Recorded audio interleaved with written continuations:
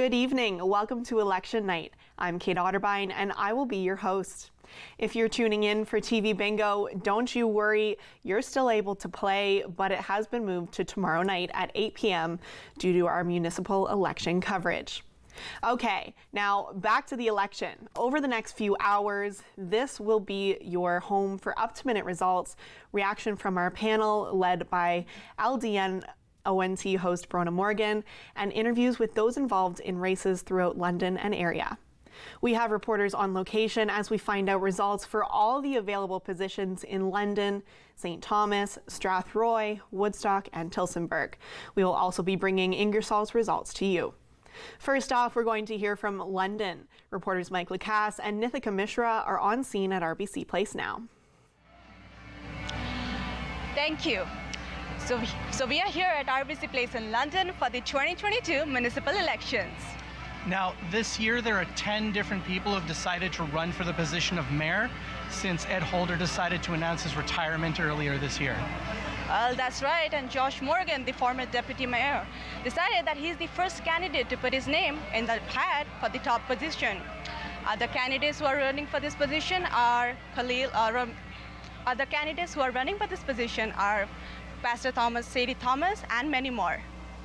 Now, one really interesting thing about this election is regardless of the outcome, we're going to have 5 new councillors as well as a new mayor, because 4 of the different councillors decided not to seek re-election, and Josh Morgan, being, Ward 7 councillor, decided to run for mayor. Can't be in both places at the same time. That's right. We are here to get you live interviews of the candidates, their defeats and victories. That's it for now. Back to the studio. Thank you, Mike and Nithika. We're looking forward to hearing more from them later on in the night. Let's take a look at London's mayoral candidates. We will get a new mayor tonight as Mayor Ed Holder is not running for re-election. Josh Morgan is the incumbent of deputy mayor, running this year for mayor. He has been speaking out about his platform of building 50,000 new homes in the next decade and providing more frontline workers to the London Police Services. Khalil Ramal is the top competitor against Josh Morgan. They have been debating throughout the campaigning period, with Ramal's main focus also being the cost of housing and the cost of living. Sean O'Connell is no stranger to politics. He has run in the past for city council, now taking that a step further and going for mayor. Sandy Thomas is very involved in the community. She is on a number of committees within the city and is dedicated to improving mental health services. Also running for mayor, we have Brandon Ellis, Daniel Jeffrey, Dan Lennart, Norman Miles, Carlos Murray, and Joanne Nichols. New to the ballot is Dylan Wallace. He was a write-in after going viral on the social media app TikTok. Now, let's travel south of London to St. Thomas. Mike Vecchio comes to us now. Hi, I'm Mike Vecchio here at St. Thomas City Hall. I'm standing with Maria Conifel. She is the clerk and returning officer for the City of St. Thomas for the 2022 municipal election. I know we've had a lot of elections lately, but this one is very important, especially to the City of St. Thomas, and Maria is a big part of this. Maria, thanks very much for joining us. You're quite welcome. Now, this year I noticed that we have electronic voting, Maria, and that was held at the library. Tell me a little bit about how that went. Well, first of all, we did have electronic voting partially at the 2018 election, and then voting day was paper ballots. So for this particular election, it's all electronic, and that means that it is telephone as well as internet. Today, voting ends, and we have a mobile voter help center that ended at 8 o'clock this evening at the library. Okay, great. So it should be a great turnout. So now I understand that we have 32,000 eligible voters in the City of St. Thomas. What do you expect the turnout to be this year with the electronic voting, Maria? Well, I'm hoping that we at the very least match our turnout for the last few elections, approximately 36%. And if it's higher, that's terrific.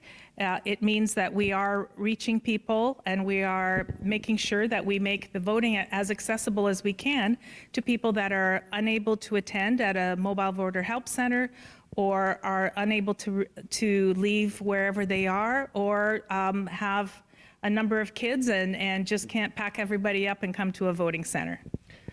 I remember those days, Maria. I do remember those days. Well, I have voted. Actually, I live in Central Elgin, so I'm not even voting in St. Thomas, but interesting point, I did vote today. So it's great to have, it's nice to have the ability to vote for our councillors and mayor and deputy mayor. Not here in St. Thomas, but anyway, it should be an interesting time this year in St. Thomas. Last election, Joe Preston, who is the incumbent mayor, defeated Heather Jackson by just 550 votes, I believe. Is that true, Maria? That sounds about correct. Okay. So we've got there's quite a few new faces this year, which is interesting and encouraging. There's a lot of new people. There are 2 seats to be filled that are vacant on City Council. How do you feel things are going to go, Maria? Well, I mean, obviously, we're excited for whoever is going to win the seats. And we're not sure who the 8 council members are, because there could be a turnaround in the other positions as well. But it's a great opportunity for, at the very least, 2 members to learn and see what we do for the city. Perfect. Well, it's wonderful that we have so many new faces running this year. It's great to have people involved in municipal politics or politics at any level at all. Should be an interesting tonight. Stay tuned for more from St. Thomas City Hall with Mike Vecchio here on Rogers TV. Thank you, Mike. We have 3 candidates looking for the title in St. Thomas. Those 3 are Heather Jackson, Greg McCart, and Joe Preston. As was mentioned, Joe Preston is the current incumbent for mayor and beat out fellow candidate Heather Jackson for office in 2018. Heather Jackson most recently was a candidate for the Liberal Party for Elgin, Middlesex, London. Greg McCart is new to the ballot, but his platform is advocating for the homeless as an avid volunteer at the Inn, the homeless shelter in St. Thomas. Our third stop is Strathroy. Gracia Espinosa brings us the details. I'm here in Strathroy, Caradoc. We are waiting for the results of the municipal elections. Tonight there are 4 candidates for mayor. One of them is the incumbent Joanne van der Heyden, and the other candidates are Colin Grenfam, Brad Buck, and Daniel Burden. The incumbent deputy mayor, Brad Richards, will compete against Mike McGuire. Both are going to repeat the same situation that they had in the last municipal elections. For the Ward 1, there are 8 candidates, but only 4 will be elected. 3 of the candidates are incumbent. For the Ward 2, there will be 7 candidates, and there will be elected only 3. Now, back to the studio. Thank you, Gracia. The list of candidates for Strathroy's mayor includes Joanne van der Heyden, as was mentioned again, who is the incumbent for Strathroy. She has been the mayor since 2010. She says she is committed to building a more inclusive community. Daniel Burden, who believes the municipality could use more transparency to let residents know what's happening in their town. And we also have Brad Bach, who ran in the last municipal election.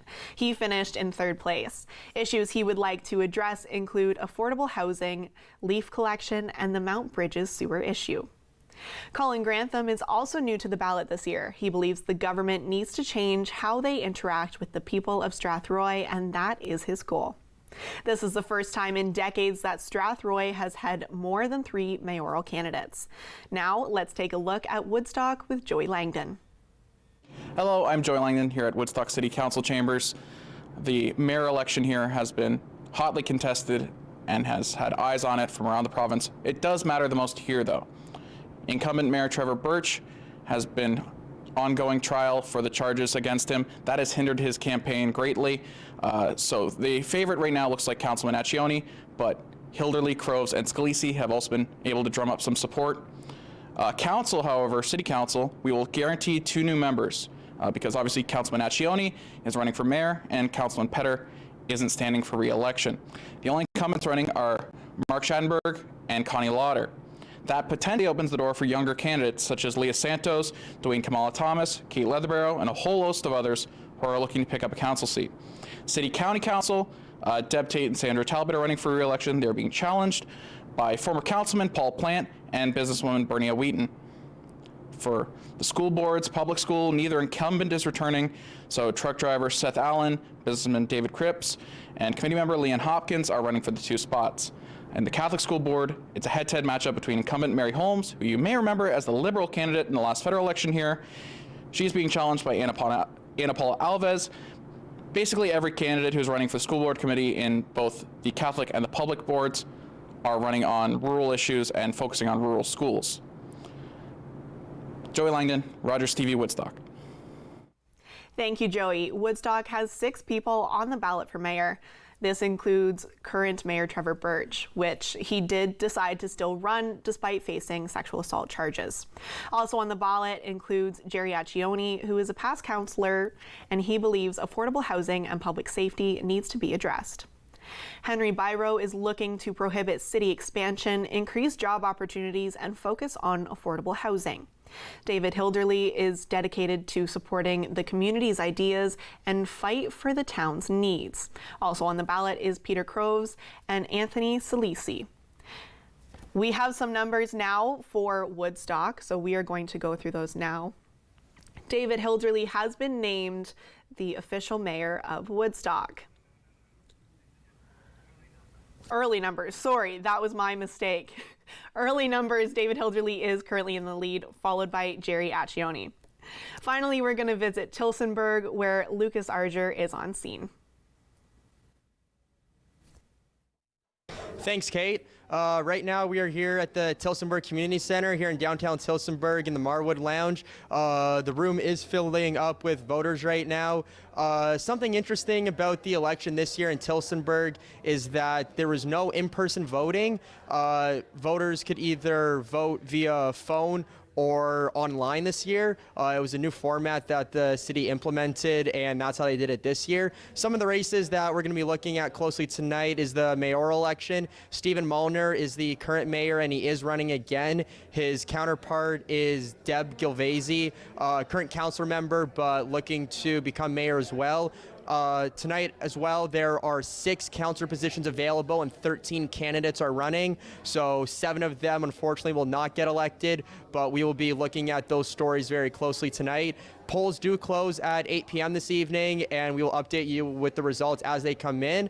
And for now. Thank you, Lucas. We will hear more from our reporters on scene as the night progresses. Tillsonburg's mayoral candidates fall to only 2. Longtime Mayor Stephen Molnar will face off against Councillor Deb Gilvasi. Molnar commits to working with all citizens and stakeholders and ensuring the government remains open and transparent.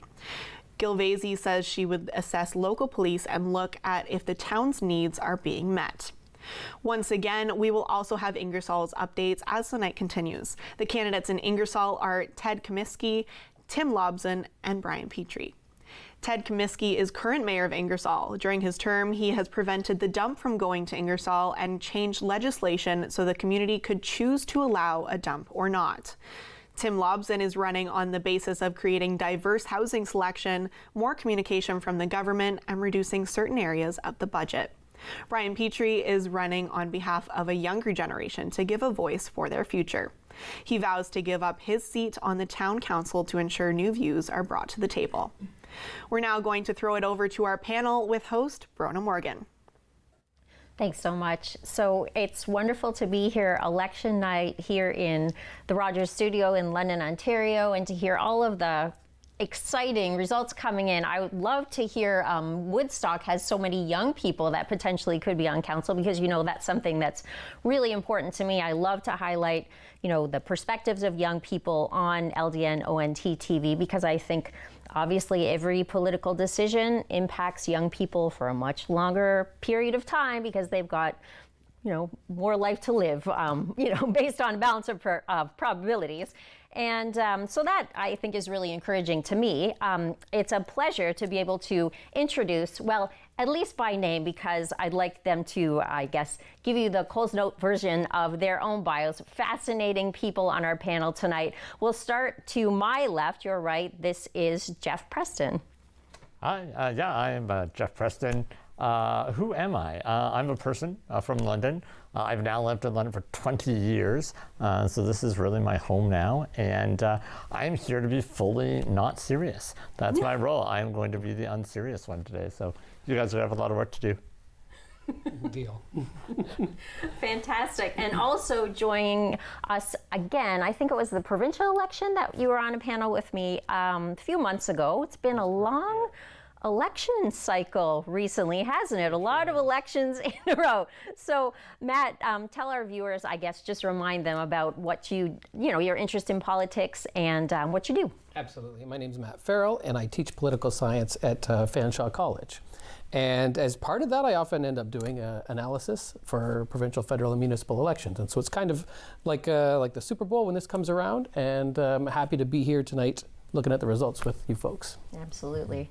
So I'm looking forward to, obviously I live here in London, I'm looking forward to finding out what will happen in the mayoral race. I think a lot of people think there is a front runner, no relation. My name is Brona Morgan, but I don't have any, I'm giving an opinion on any of the candidates tonight, other than the fact that I have spent some time looking at the different social media opportunities that have been out there during the campaign to find out about the candidates that we have this time. And people, all different kinds of citizen groups and Londoners just of their own accord going out and putting together information and putting it on Instagram, on Facebook, on Twitter, wherever they can post this information to help voters become more informed about the candidates.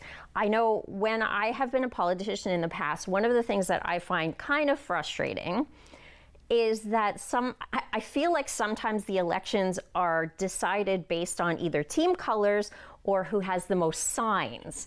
And it is so wonderful to think that there are so many initiatives in this election in particular to really help people make informed choices. This has just been a breath of fresh air to me. What's your thoughts on that? I'd like to remind people that most of democracy happens between elections, and so there's a lot of ways that we interact with the government that we might not even realize. And so people are involved in the community, and as you mentioned, people sort of trying to get that message out, because even though this is the level of government that touches our lives the most, there's a lot of apathy at election time. It's got the lowest turnout of the levels of government that we do contest elections for. And that's a problem, right? Anything that we can do to get more interest, more people voting, I think is a step in the right direction, because we need more participation, we need more representation at the local level. Mm-hmm. Yeah, I think the online community has actually talked way more about this election than I would have ever imagined. I mean, this is our third election now in, 18 months or something along those lines. People are tired, we're exhausted. I mean, Rogers just let me out of freezing to come out to participate in this today. I've been on the shelf here for years. We're all tired, we're exhausted, but then you got people, I mean, I'm a little biased. I'm a professor at King's University College. We have some students there, do an amazing Instagram account. That's about bringing forward these voices. And so, municipal politics to me, this is where it's really at, right? You got the big teams, the provincial and the federal. This is really about our community. There's a charm to municipal elections, and I'm hoping that people are starting to see that you can learn a lot about your town, a lot about your community, and actually have a huge effect on your town and your community by getting involved at the municipal level. So I think it's all good signs for what's to come. Absolutely. And it's just, it's, I think, students at King's College that put together, I'm not sure which. London Votes. London Votes. I know there's another one called Thriving London or something along those lines, but I don't even know who is behind all of these. But the fact that people are finally just taking that initiative and bringing that information to people, meeting them where they are. So in particular, to get the youth vote out, like meeting young people where they are and bringing that level of information that you otherwise would either maybe have to call the candidate, maybe they don't have time, maybe you're not lucky enough to be in the house the day that the candidate knocks on the door, because I know that's a really big deal for, I honestly, I don't know how candidates do it with this length of an election cycle, because people have been campaigning here for 6 months now, and because that's not a thing I don't think that can happen in provincial or federal politics, because you can't really campaign formally until the writ gets dropped. But a lot of people have been informally campaigning for now 6 months, more than 6 months. But unless you're lucky enough to actually get a chance to meet that person, how else do you really know what they stand for? Maybe they're your neighbor, but what a great source of information. So congratulations and heartfelt thanks to the people that are behind all of this information gathering, because like it's game changing to have an informed electorate, isn't it? And to your point, to try and get more folks, younger folks out to vote, that can swing an election in your favor, because in terms of demographics, that is the group that is least likely to vote. And so by increasing turnout at the lower end there, you could really swing an election, especially in a ward race, but even at the mayor's race. If you can capitalize on that, get those younger folks out to vote, it can make a big difference. I think too, the other great thing about the way that the internet, social media platforms have allowed us to really expand the conversation is that I think we have a bad habit of imagining that the only place where students are is living directly around Western and living directly around Fanshawe. And it turns out, spoiler alert, there are students all over the city. There are students that live in all of the ridings, or all the wards, and outside as well that are commuting in. And so when it comes to student politics or student issues, these are not things that are only important to the ridings or the wards that are directly in where the universities and colleges are. It actually is a citywide issue. So this is helping to make democracy available and accessible to some people that maybe otherwise have felt that they didn't really have a lot of a voice. And I think to your point as well, so students live all over the city, but in municipal politics, student issues, single parent issues, business owner issues, academic issues, we're all interested in all of the issues, I think, in a municipal campaign. How often does our garbage get picked up? Are we going to have green? Like, these are things that, regardless of your demographic, regardless of your background, regardless of what you do for a living, or if you're working, regardless of your age, every single issue impacts every single person. So there's really no kind of single issue voter when we're talking about municipal politics. It's really every issue is important. And I think that really speaks to participation, is what is your experience interacting with the government? For a lot of people, it's not pleasant, right? You remember when the road's under construction. You remember when your garbage didn't get picked up on time. And so people have a reflexively negative view of their relationship with the local government. They forget all the good things it does. Now, we happen to be in a place like London that does do some things to try and get people involved between elections. We vote on different playground things. We have movies in the park.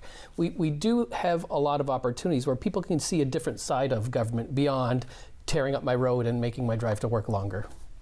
Yeah, and I think that's, people that look at sort of the big politics and say, I don't like the dirty games, I don't like the tricks, I don't like all the posturing.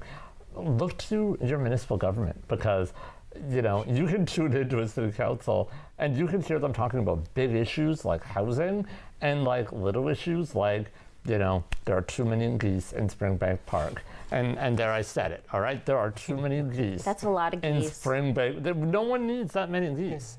We can all agree. Yeah, and so you can have these types of conversations that are both the macro and the micro, and you don't really find that in other parts of government. So municipal, I think, is both the most interesting, but also the funniest of all the political systems. Yeah, I think that would be awesome if we had some debates about the geese. Like, as a runner, I'm flustered now. I'm terrified. I'm sorry, I've awoken something. Right? Yeah. Shouldn't have brought the geese up this early. Continue to talk amongst yourselves for a while.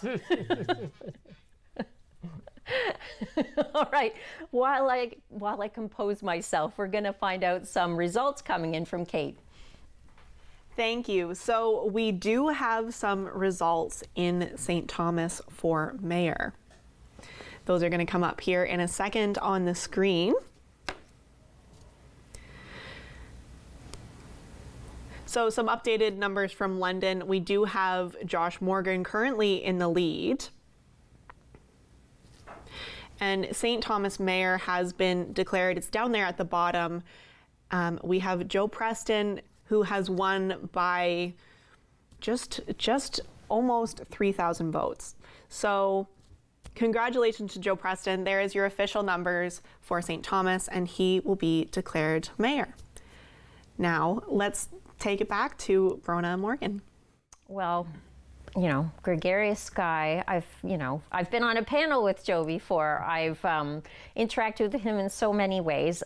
He obviously was involved with partisan politics before, but now his job is to be a mayor for everybody, and I think these results show that he's been able to translate his, his experience in politics to that municipal setting. So congratulations to Joe. Thoughts? There is sort of a career path that you notice. People might be in federal politics or provincial politics, and then find their way back to their community where they want to, do some real public service. And he is well received in the area, and this re-election is a testament to that.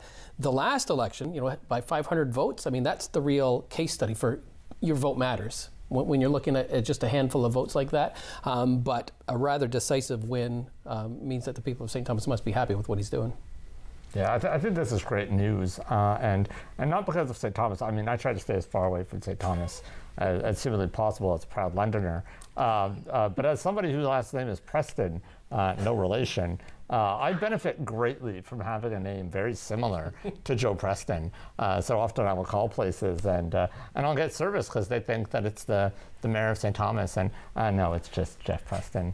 Dude, this is going to happen for me tonight too, right? Oh, wow. I never thought of it. But does that kind of I think that might make people feel kind of like that's a little bit of a best friends club that are running municipal politics. I think sometimes, is it too close? Like, do people get the sense that maybe people on council or people that know each other from different levels of government, maybe it's just a group that's just a lot of buddies that, it's difficult for an outsider to kind of break into. Sure, and it does seem like there is a barrier to entry. When you look at some of the names just around the city that are running, many of them just finished running in the provincial election, and they took a breath and they started to run again locally.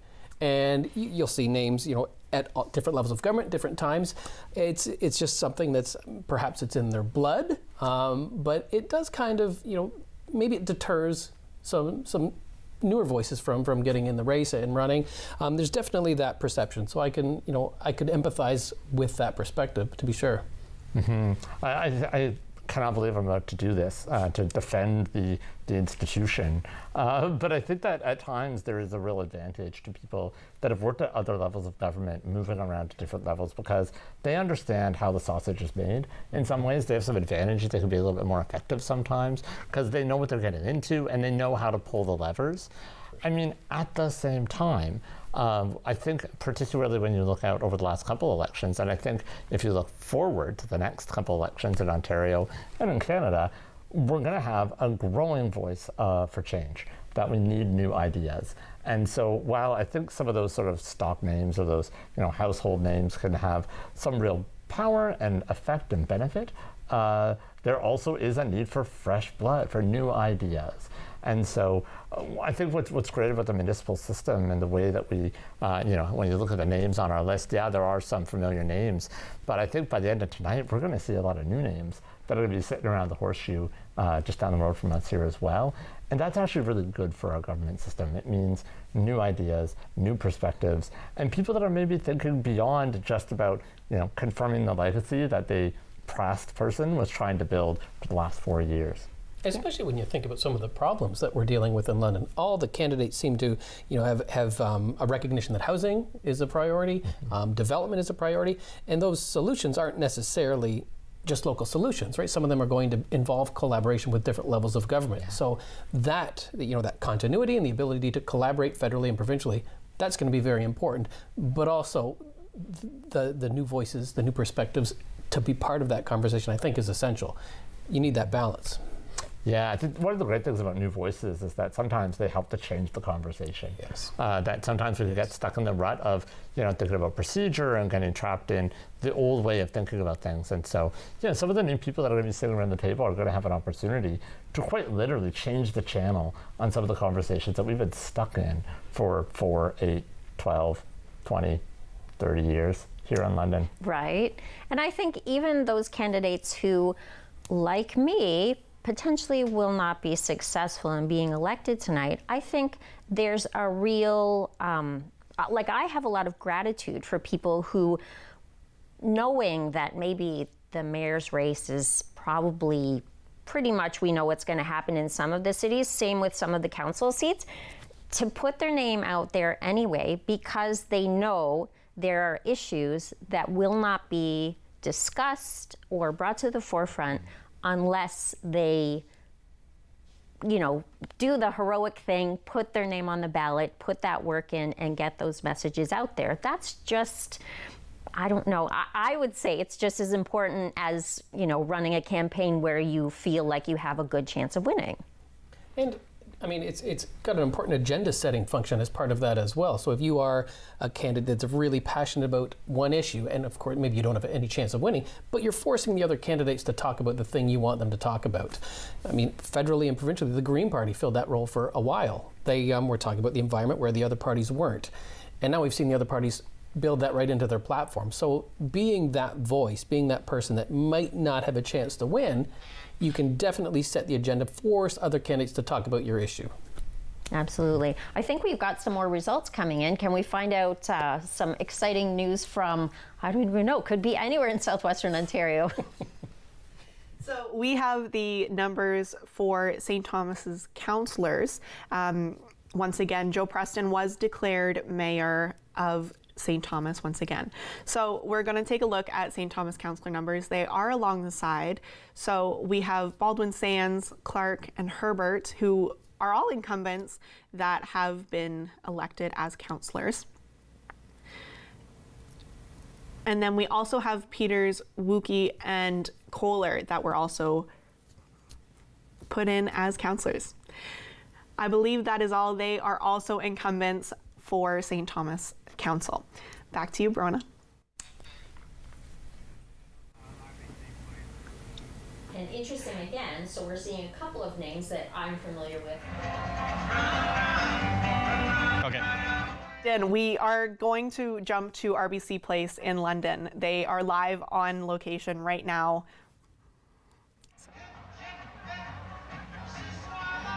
Thank you. I am here with Ward 13 candidate Alexandria Hames. Alexandria, how are you? Great, thank you. All right, so we are the big day. All that hard work, all that canvassing. How are you feeling? I'm feeling pretty good. Definitely made a lot of positive connections and definitely heard a lot of concerns, and definitely want to advocate for some new solutions in the next couple of days, or hopefully even just within the next couple of years when I'm a volunteer or elected. All right, so the results are just coming in right now. We don't know what's happening. So what are your plans if you do get elected? To follow through with hopefully being able to support some affordable housing and dealing with this homeless crisis head on. Being a developmental social worker, I've definitely been able to see the lack of infrastructure, the lack of healthcare, and the need to find some more solutions from our current city council, and definitely would be focusing in that direction. Okay, and would you say this has been an overall positive experience?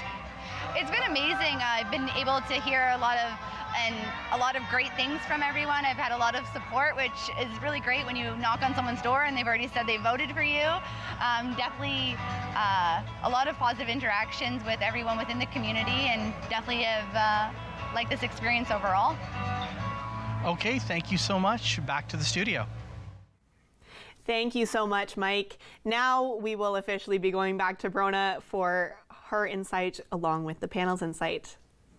Yeah, reaction to the results in St. Thomas. As I was just going to mention, like Lori Baldwin Sands, she's been a federal politician. Steve Peters as well. He's worked at different levels of government. So we're seeing that, I guess, like it's a great, I can recognize how that's a great thing as well, just because there are, the different levels of government interact so much with each other. So, you know, the municipality can only do so much when things are provincial jurisdiction, or they're needing to get funding from the province or from the Fed to do the things that Londoners and people in St. Thomas and people in different municipalities need to get done. So I think that having those kind of relationships, definitely I can recognize is a good thing. It looks like all of the councillors did their job in St. Thomas, and a lot of the people will be filling the same seats, or maybe they have to switch the seats around. I'm not really sure. It's one of those things. obviously we silo for a reason because there are local issues that demand local attention, but in the Southwest, it is such a unique economic region that it's really hard to disentangle them. London and St. Thomas very much work together in the same economic system. And so whether it be housing issues, whether it be new people coming into the region, whether it be trying to attract businesses, those are one and the same. And so I think having some familiar faces on council, given the nature of the problems that the region is facing, having a hard time keeping up with population growth, all those people trying to move into the region, need for housing, and I mean, it's sort of a victim of our own prosperity. It's a region that has been, we've experienced some good economic times. With that comes the challenges of finding houses for everybody, and then some of the spillover effects as well. So I think these are very much problems that are region-wide. And so having some familiar faces in the region is going to be a good thing in terms of trying to look for longer-term solutions. Mm-hmm. Yeah, with so many incumbents winning in St. Thomas, really, to me, this looks like the people of St. Thomas saying, we like the direction we're going, let's keep going. Because ultimately, 4 years is actually not a long time to get a lot done. Like, that time flies by. If you want to have a big vision and a big change, which is something that I think a lot of people are looking for, you're going to need more than 4 years to do this, right? Like, we have this idea that government has this ability to just, snap their fingers and suddenly all the problems are solved. And unfortunately, or maybe fortunately, depending on who's in charge, it doesn't happen that fast. And so, having another 4 years to keep going, keep working, means that these are, bigger projects can be undertaken. You can get a bit of, consistency in the government. That's not necessarily a bad thing. And you know what? If the people of St. Thomas are happy with what they've got, then this is a win for St. Thomas. They get to send their folks back, and time to get back to work. I mean, we're watching. Mayor Preston, you're back on the clock. Let's go. We have a lot of work to do. Right. And it kind of, I like the idea too that it's not, I guess one of the reasons why we often have to band-aid things like healthcare, like so many, environmental issues, anything, it's because of election cycle policymaking. And so with the knowledge that, you have this bigger vision and feeling comfortable enough to, I guess, when you campaign the first time, having that name recognition and really feeling like this is your calling in life, you have the opportunity to, I guess, think bigger picture and advocate while you're on council for these solutions that aren't necessarily going to get delivered by the next time you're hoping to get voted back in. And there's something to be said for incrementalism. I mean, some of these projects, that we'll undertake in a region like the Southwest, they are baby steps, very much. And I think Jeff and I were speaking earlier, and he spoke of how sometimes it's really bad when you overreach as a council and try and do too much, or as a mayor. And so, maybe proceeding with caution, there's something to be said for that. And to your point, the St. Thomas voters are okay with that, and they want to keep moving in that direction. Yeah, sometimes it just works, man. Sometimes you got it right 4 years ago. And so roll it back. Well, looking forward to seeing some of those big picture goals, big picture issues handled. So for you, Matt and Jeff, what have, everybody's been talking about housing as an issue. Everybody's been talking about climate change. That's what I've been seeing on pretty much everybody's platforms and agendas. What are some other big issues that you're hoping to see the new mayors, the new councils tackle? I think just moving around the city. I think everybody was in agreement that housing was issue number one, or at least one of the top issues.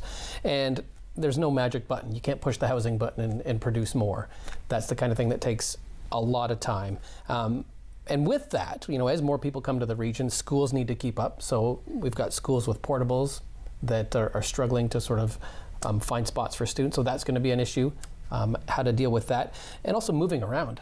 Moving around the city is a challenge too. So transportation, I suspect, would be another one of those.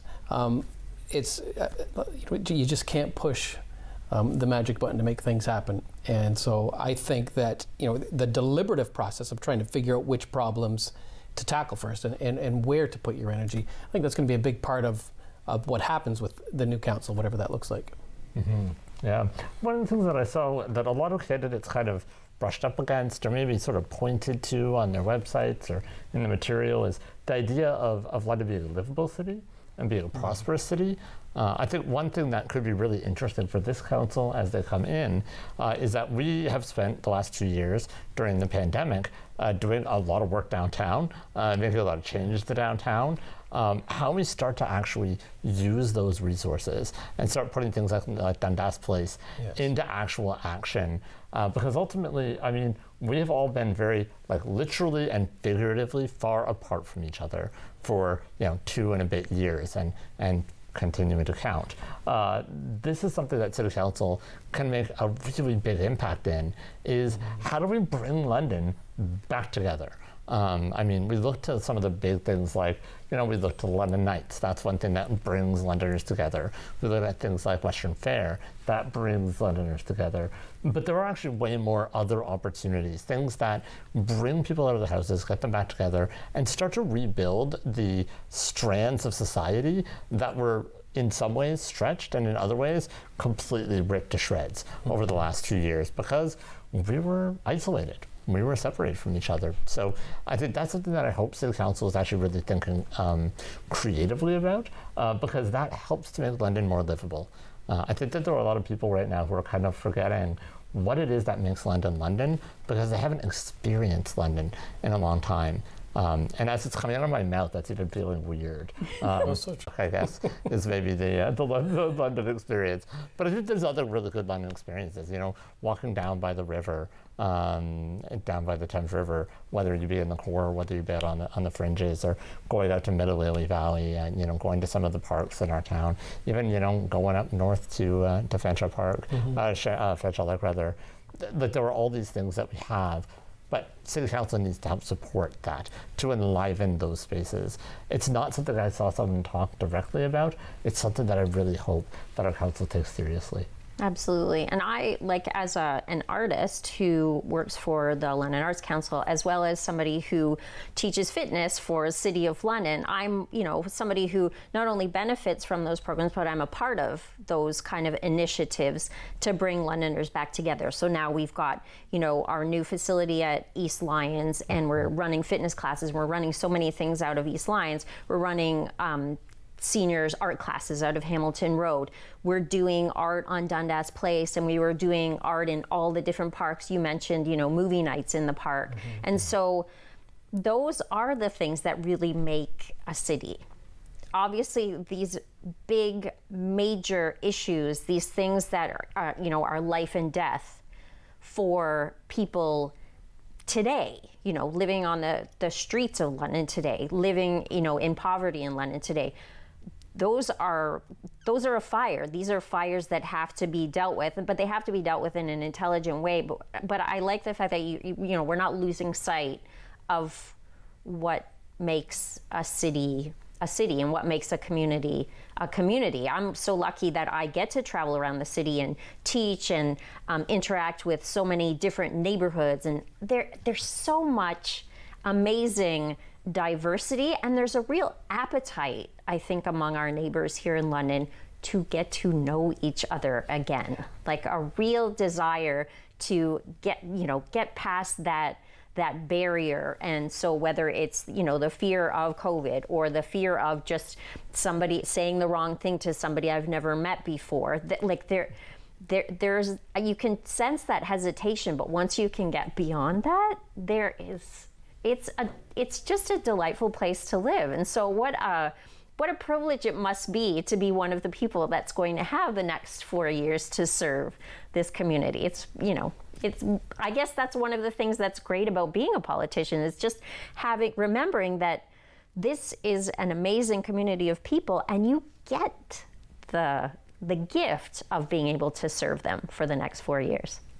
We're blessed with natural amenities in that sense. We do have access to quite a few. I think that the other thing a new council is going to need to be mindful of is what is the province going to do to support them or change the rules on us, in the sense of, are we going to move to a strong mayor system?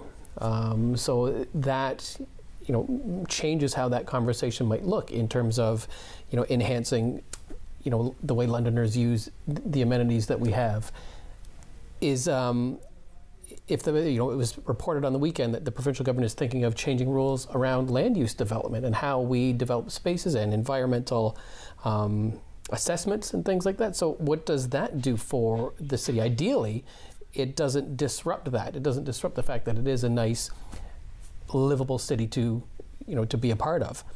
So I think the new council and the new mayor are going to have one eye on that and what that means for the people that live in London and how we experience it. Absolutely. So, Kate, I think we have some more results. Yeah, so we are going to take a trip back over to RBC Place with Mike and Nithika to hear what they have to say for us. So we are here with Sam Trusco, Ward 6 candidate. So it's been a long journey of hard work and a lot of effort. So how are you feeling? Well, I'm feeling really good. I started in June, started knocking on doors in Ward 6 in July, been through twice, some places more than that, and I feel really good. And how has the campaign process been? Is it something different? Have you found something new? How has the process been? Well, this is the first time I've run for political office. I've worked on many campaigns during my long career.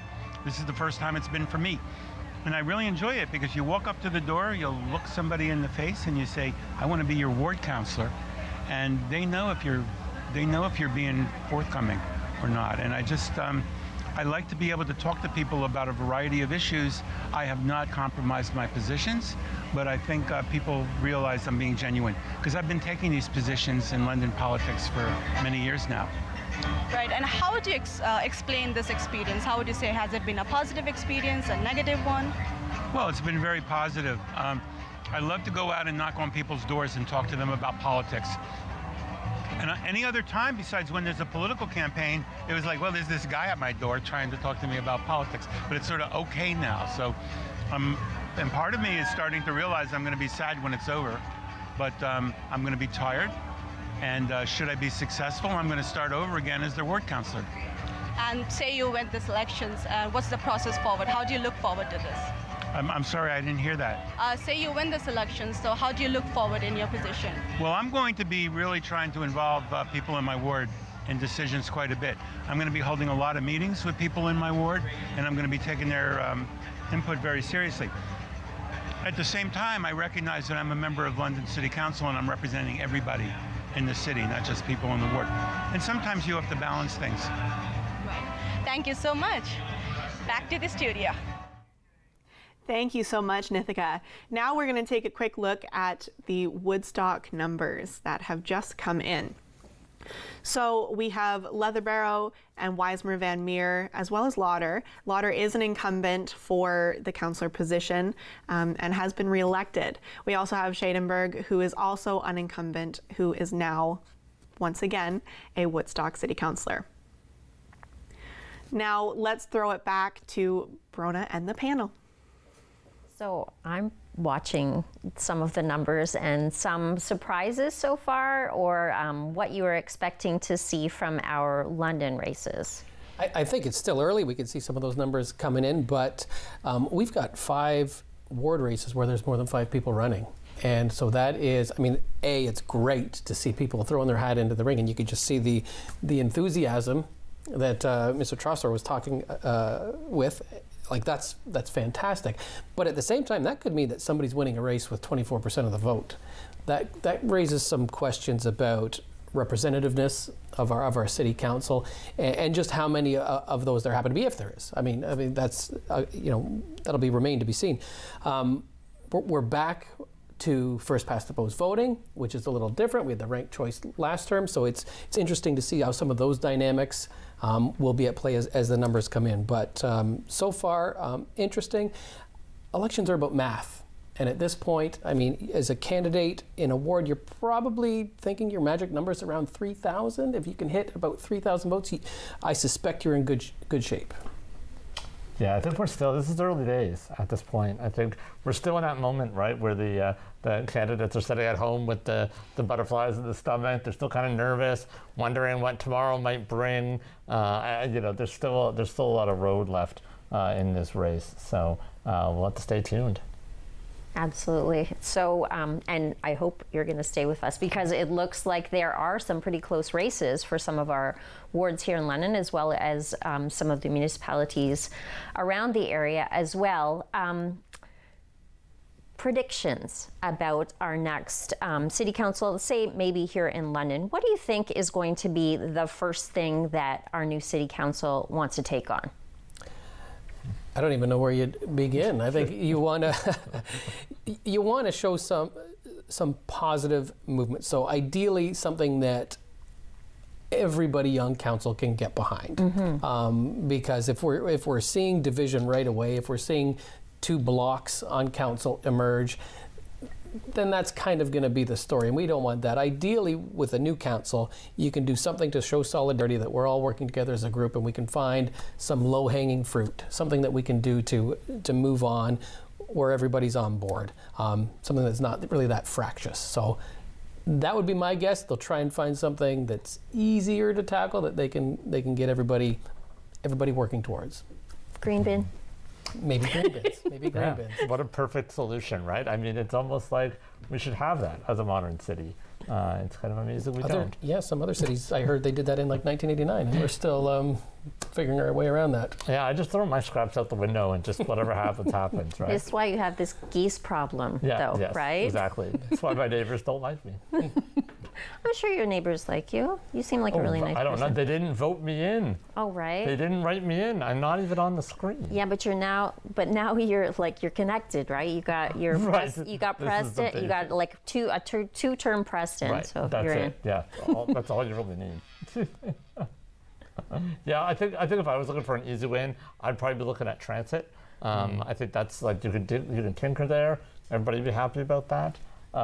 And I'm going to be keeping my eyes on the committees, right? That's one of the first things this committee is going to have to do is start to populate the committees and the vacancies there, and that actually has a huge impact on our city. So that'll be the focus, I think.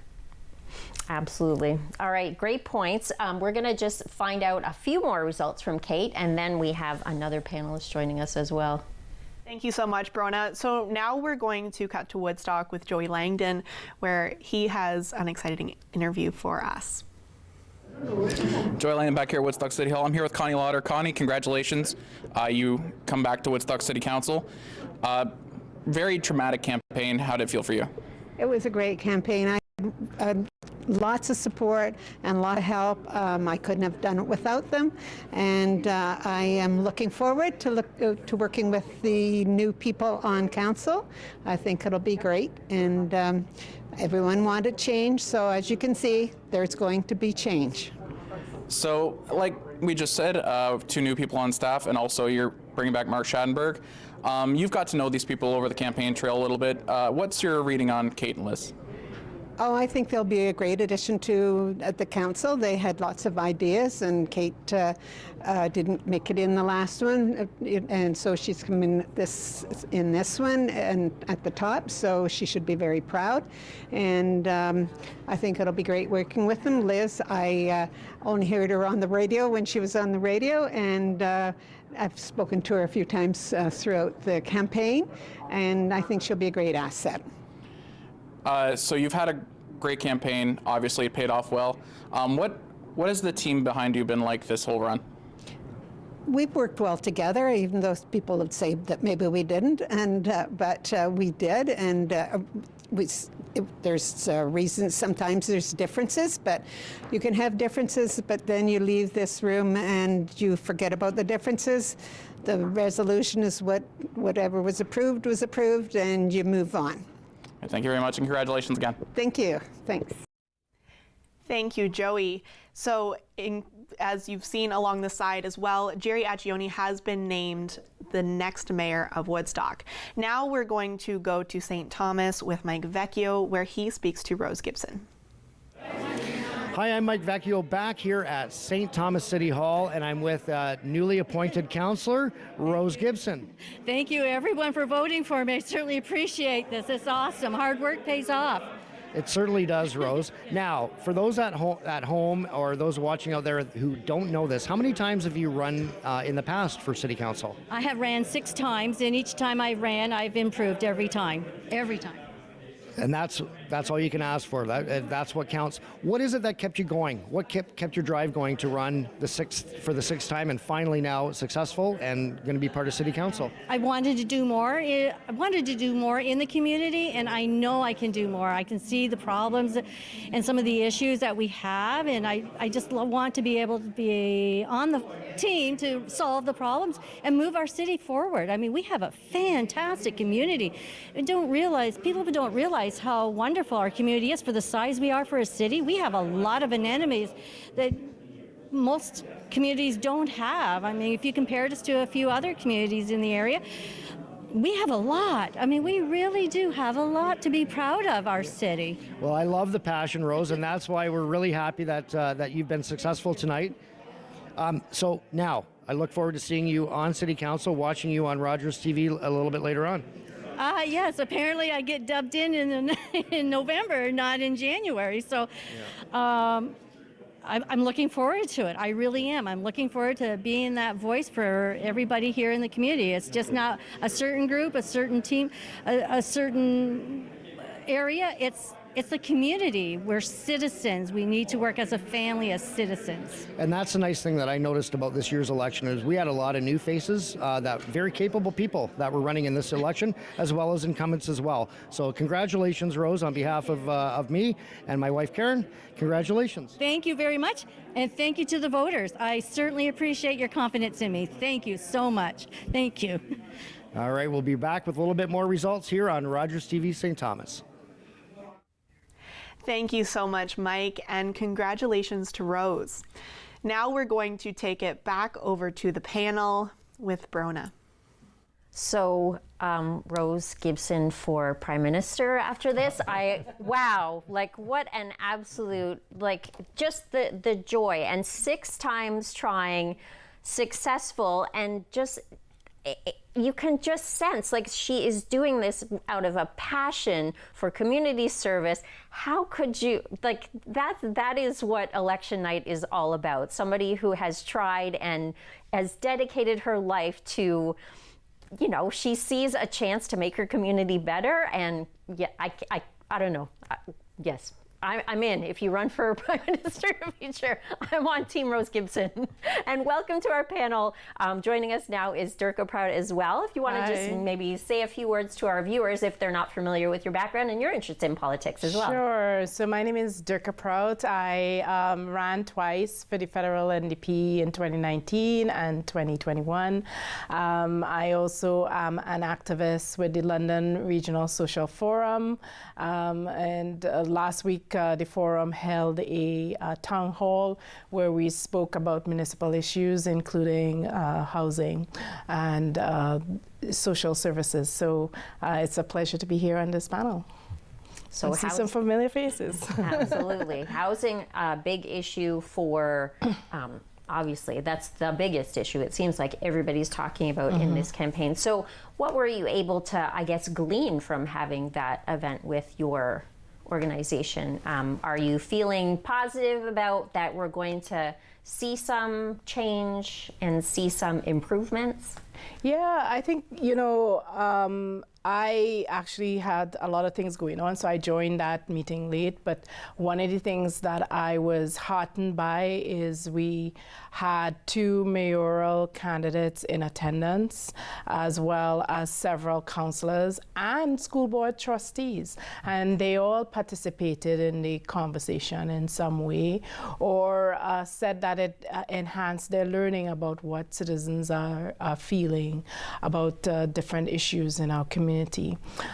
Certainly, you know, the issue of the downtown also came up, and the intersection issues of having an opioid crisis on top of a homeless crisis, and how people would deal with that was something that was also discussed. I had the pleasure of attending a few, not too many, just a couple of the debates held by the Urban League.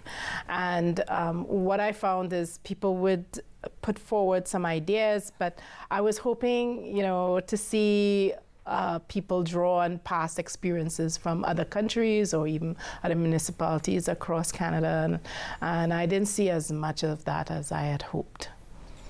Interesting. So, based on the list of candidates in London in particular, and I think some of the results that we're expecting to see tonight, not a lot of diversity. I think we have kind of maybe taken a step back in London with respect to representation, whether it's just what I see. So when I see a picture of council sitting together, I'm not going to see a lot of different looking people reflected in that council as well. What are we losing when we are, going to have, in all likelihood, these kind of results? What does this say to our community? What does this say to young people? What does this say to new people to London who are coming from different places, different countries, different parts of the province? Any comment?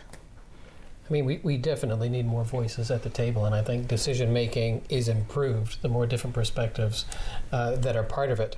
I know one of the challenges that at least Ms. Cassidy, Councillor Cassidy, spoke about was just the challenge of women running for office, and that's something that's been a story federally, provincially, and now locally as well. And so that's something that's perennially a challenge. How do we get more women involved in running for office?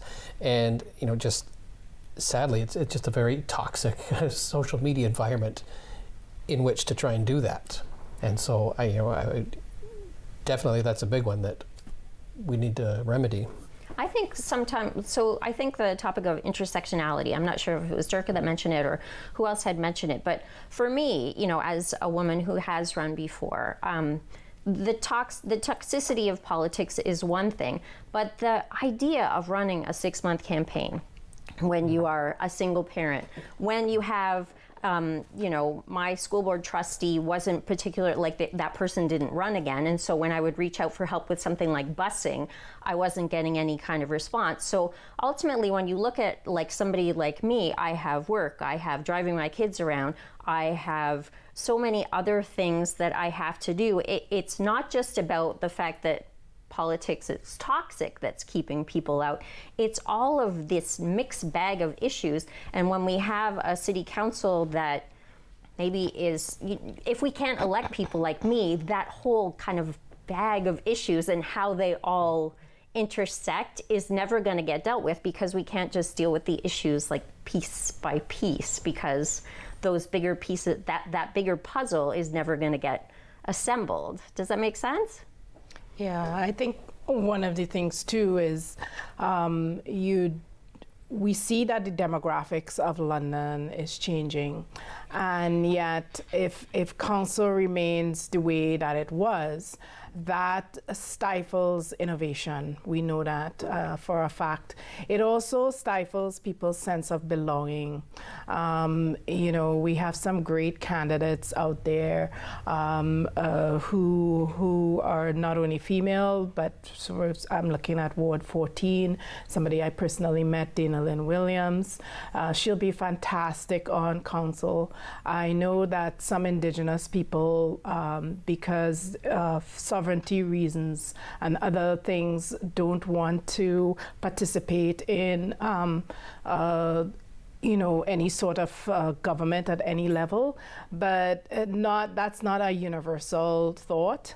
And certainly a lot of the issues that we have to deal with, if you're talking about the opioid crisis or housing, lack of affordable housing or proper housing, it does affect a lot of Indigenous people.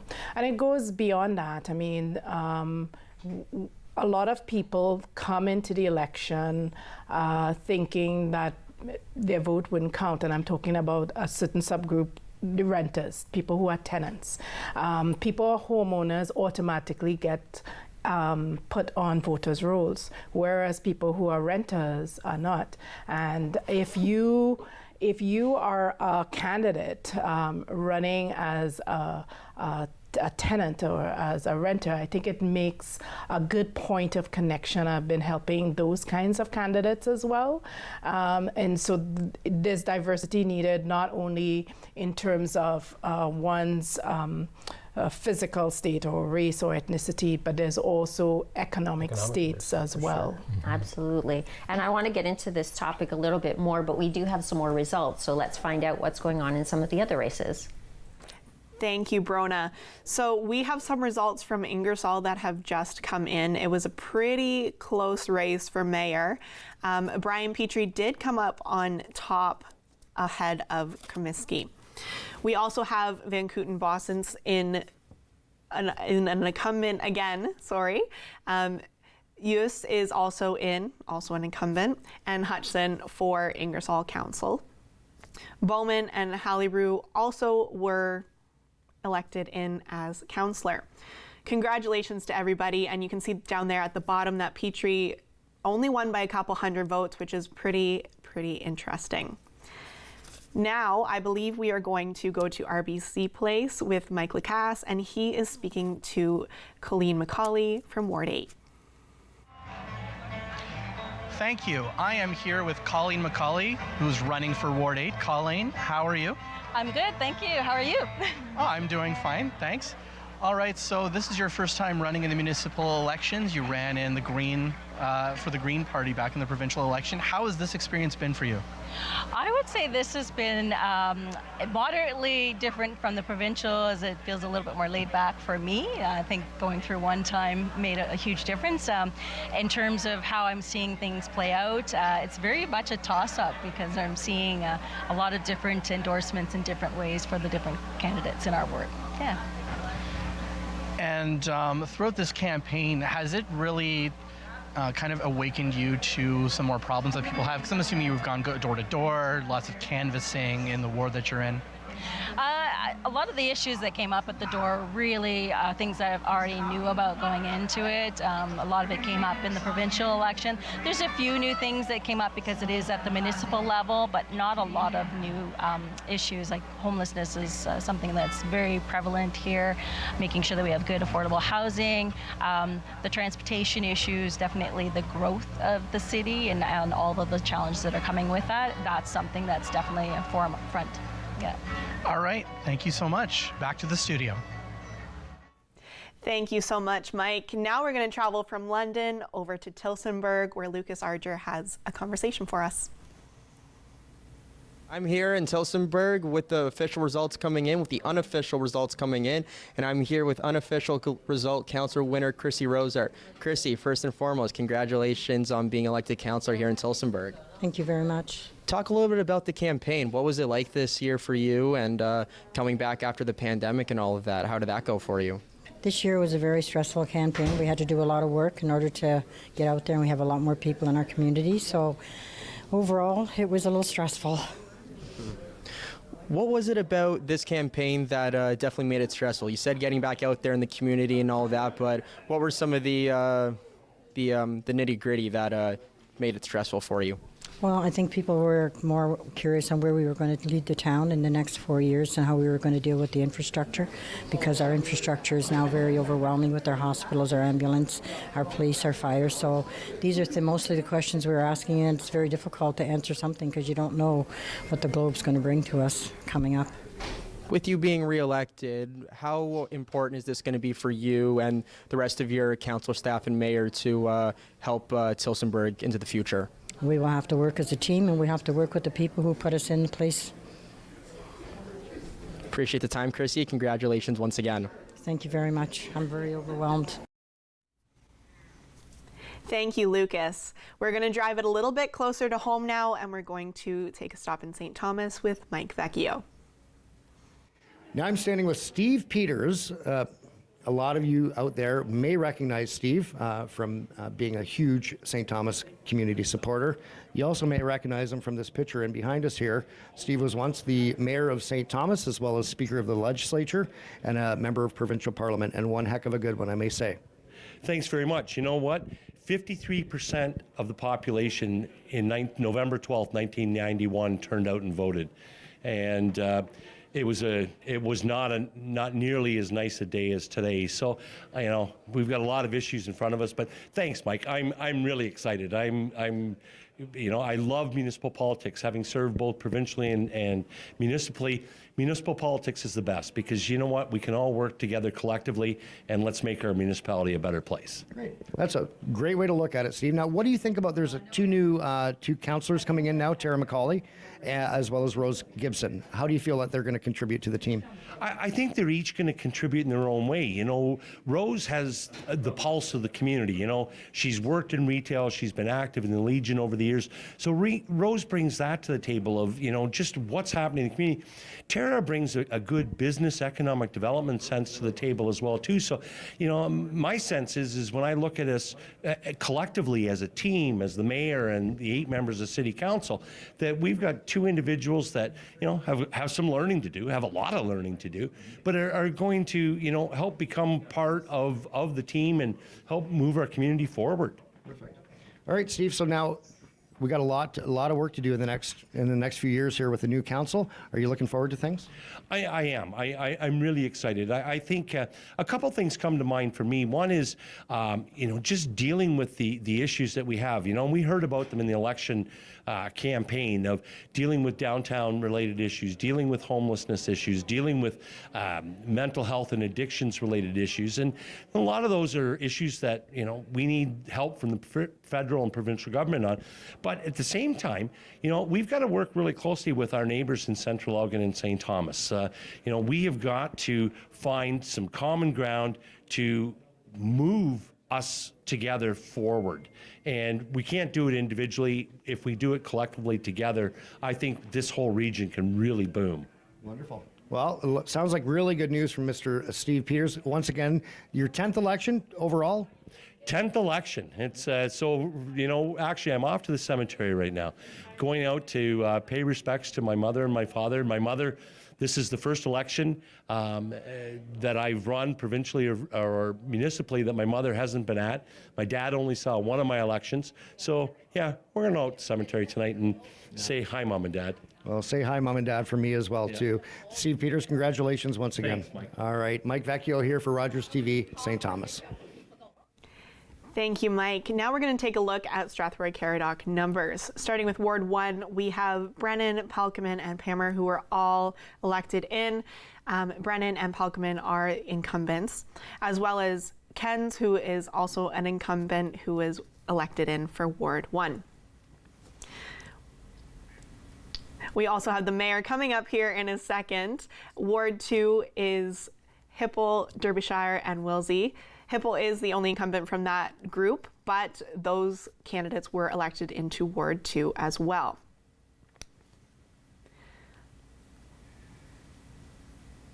Once again, we do have the mayor coming up. Right here is deputy mayor. So McGuire was a pretty close race here. McGuire was elected for deputy mayor in Strathroy. And mayor is officially Grantham. About 2,000 vote difference, maybe just shy of 2,000 there. But congratulations to all who are elected in Strathroy.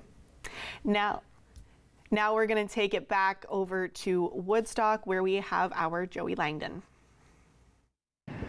Joey Langdon back here at Woodstock City Hall with Bernie Wheaton. Bernie, congratulations. You ran a great campaign. How's it feel to be in? Honestly, this is what all the hard work over the last couple of months has been leading us to. I am thrilled, ecstatic, a little bit shocked at the outcome at coming out first out of 4 very seasoned candidates. So I need to thank the voters for bringing their support to the table in this election. So one of the very seasoned candidates is Deb Tate, who you're going to be working with. You've gotten to know Deb a little bit on the campaign trail. Are you looking forward to working with Deb? I am. I'm looking forward to working with the entire team. I think with Jerry Accioni and Deb Tate and myself representing the city at the county level, this is our opportunity to really bring forward some key issues and to make some accomplishments and some positive strides forward. So the campaign trail was tough. It came out very, very close in all races. What goes into a campaign from your side with your whole team? Well, first of all, it starts with volunteers and donations, and so for people who have contributed financially and of their time, I am incredibly grateful. It is the support of my children who have been behind me throughout this entire journey. So many of the candidates that I've been able to get to know who have been very positive, encouraging, allowing to brainstorm and talk through issues and ideas. That has been a true joy in this campaign. Yeah, and just going door to door. I think we knocked on just over 5,000 doors during this campaign, and to meet voters and to hear what your concerns are and to be able to represent that now at City and County Council is an honor. You're going to be starting your term soon. What are you most looking forward to getting done very early? I think I speak for many candidates that returning the park benches to Museum Square would like to be a #1 action item and motion that we would like to bring forward. All right, thank you very much and congratulations again. Thank you. Thank you so much, Joey. Now that we've had a little bit more results, we're going to take it back over to Brona Morgan and our panel. So, mentioning a quick win, so park benches or benches going back into a city, so that, like what we were talking about earlier, a quick, here's something we can all agree on, let's just get this done. And that's, I guess, a great way to start moving forward as a council, a new team of people getting together to tackle, the issues that are important to each individual municipality. But the big issues that we were talking about before, having a council that reflects the population, really getting the people who are maybe struggling and don't see themselves represented, maybe their voices are not being heard. Can a councillor or a mayor or a government that maybe talks to people at the doors but has never actually been in those situations, can they really make systemic change? Or is there an appetite for that kind of systemic change? Because when we have a system that makes it impossible, a 6-month campaign for somebody who's a working class person or in precarious employment or maybe not employed at all, someone who doesn't have a big social network, somebody who doesn't have a big campaign budget, very little chance of getting on that council. But do those issues, how do you really get those issues to the forefront? Are we ever going to be able to make this kind of tackle these big issues, or is it systemic change? Is that the answer? I mean, I do think there's some incrementalism to Dirk's point earlier. It is, the big challenge is economic diversity. How do we get people in it? There is a financial barrier to getting involved in this, an opportunity cost in terms of time, work, family commitments. How do you begin to do that? Knocking on 5,000 doors is a good start. And so I think the more time that candidates can spend canvassing and getting out, talking to people, that's a good start. Clearly the solution would be to find a way to get more voices involved and to make it less of a financial burden and a time burden as well. I don't know how you support that. I don't know what mechanisms are available. Ideas? I don't know. I'm throwing it out there. Well, one thing I noticed, I was chatting with another friend of mine who was helping candidates, and I think one of the things that was missed, particularly for female candidates, was the Women in Politics sessions where they would teach you the skills, and I think that's needed broadly across the board for new candidates, not just women, but Indigenous candidates, people of color, people from other lower socioeconomic conditions, because there are certain specific skills that you might gain, particularly if you are attached to a party and you've been on a campaign team, where, my colleague and I noticed that this was missing with people. So then when they're missing those skills, they don't know how to reach out, how to properly have a funded campaign, where to go. And these are things that it would be easier if learned, if someone can coach you through it, as opposed to picking it up on the fly, right? The hard knocks way. another important thing is if you're an incumbent or a newly elected person, to lead with empathy. And just because this is the way that things have always been done doesn't mean you have to continue to do it that way. There are other voices that need to be brought to the table, and don't wait for them to come. Go to them. I think picking up where Durga left off, this idea of inviting more voices in, I think, is vital. I think some of the best counselors that we've had in this city are the people who aren't waiting for someone to call them with the problem, but they're the people who are going to be going out to events. They're the people who are going to be continuing to be in the neighborhoods, canvassing, knocking on doors, making an opportunity for people to talk, an opportunity for them to provide feedback. I think that at times our government can have this way of being exclusionary in the way that we have a set of rules and then we don't explain those rules to people. We don't tell them how government really works, and we say, well, it's up to you as an informed citizen. You shall go out and learn the rules. I would love to see our government spend a lot more time actually asking people to participate, making room for them to participate, as opposed to having these archaic rules that are used to prevent people from participating, saying, well, you can only talk in these ways at this time, in these sort of functions, at this, on this agenda, for instance. I think that's vital to a healthy democracy. And it starts with leadership from the top, saying, maybe our voices aren't the most important ones here around the table. It's all the voices that aren't in the room right now. And what I found interesting in the last election, so was it the provincial was the last one or the federal? I don't know. There's so many elections in a row, right? In any event, it came up a lot, this topic of collegiality, not just necessarily among politicians, but the way that you address your representatives with kindness, and you have to approach your elected representatives in a certain way, or they feel like in the interest of safety, they don't have, they can hang up on you or they can keep the door closed to you. When we have a society where so many people are in pain, and I say this as somebody who's been like a grief supporter, sometimes pain is difficult to express in an extremely polite and businesslike way. So there has to be some kind of way that we can build it into the system, that those voices that are legitimately upset and struggling and potentially even angry have a way to get their voices heard without necessarily being tone police, in a way that there's got to be a way that exists to get those points across. So even to take that point further about rules, it's not even beyond politeness. Like if you're really in pain and your government is failing you, how are you going to be nice about it? Right? Right. It's a difficult thing to be polite about. Yeah, there's no real space to have those messy conversations. Right. When you're trying to, solicit someone's support in a very formalistic way. Don't know if there's a lot of room for that.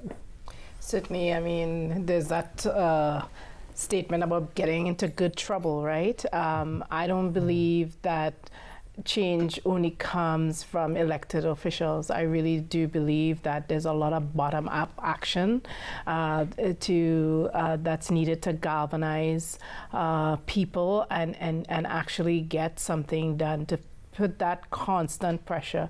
Because if that constant pressure is not there, things are going to stay the way they have always been, or change at a very slow pace.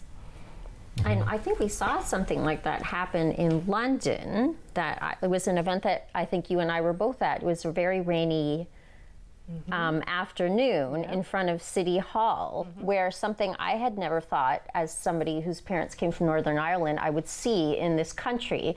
There was a hunger strike outside our own City Hall here in London, and that I can't even tell you how somebody like me whose background is from that country, to see something like that in Canada, in my own city, was heartbreaking. But I hope that changed things? I know that like it did move the needle forward. I think that's maybe an example of what you're talking about. Oh, for sure. I mean, you know, it could take different steps, and I'm sure along with that is people who are affected, as well as activists and allies, or I prefer to say accompanists, right? That they explain what's going on, because a lot of pressure can't be exerted without people getting that sort of education about what the issues are. A lot of people think that things are okay, or they have misconceptions, or they just didn't know. And to be able, I think one of the things that the Forgotten 519 did really well is that they were able to bring their message out in a clear, consistent manner. And sustained. Yes. Sustained pressure too. Yeah. Yeah, I think one of the things we seem to forget sometimes about change is that change is rarely one voice that leads the charge, but it's about solidarity. And so, you know, people that are out there that are frustrated, people out there that are feeling as though their voices are not being heard, maybe one of the best things you could do is find someone else who's angry like you, and then find another person that's angry like you, and start to build a coalition of people that are all saying, this is not an isolated incident, this is actually a huge problem, and that the city needs to start doing something about it, even if they don't see it, because they're not experiencing it in their own day-to-day life. Absolutely. Yeah, makes sense. So let's find out some more results and see who will be hopefully dealing with some of these issues. Thank you. So now we're going to check in with RBC Place, where we have Nithika Mishra on scene right now. So thank you. We are here with David Ferreira, Ward 13 candidate. David, thank you for being here. How are you feeling? Well, you know, a little nervous, but at the same time, I ran a really strong campaign. I know I did. So I'm just hoping that the votes come out. But right now, it's really hard to say. I see the numbers are slowly closing in. So I'm feeling hopeful, and I'm feeling pretty confident. But at the same time, you know, I just got to wait for it to come.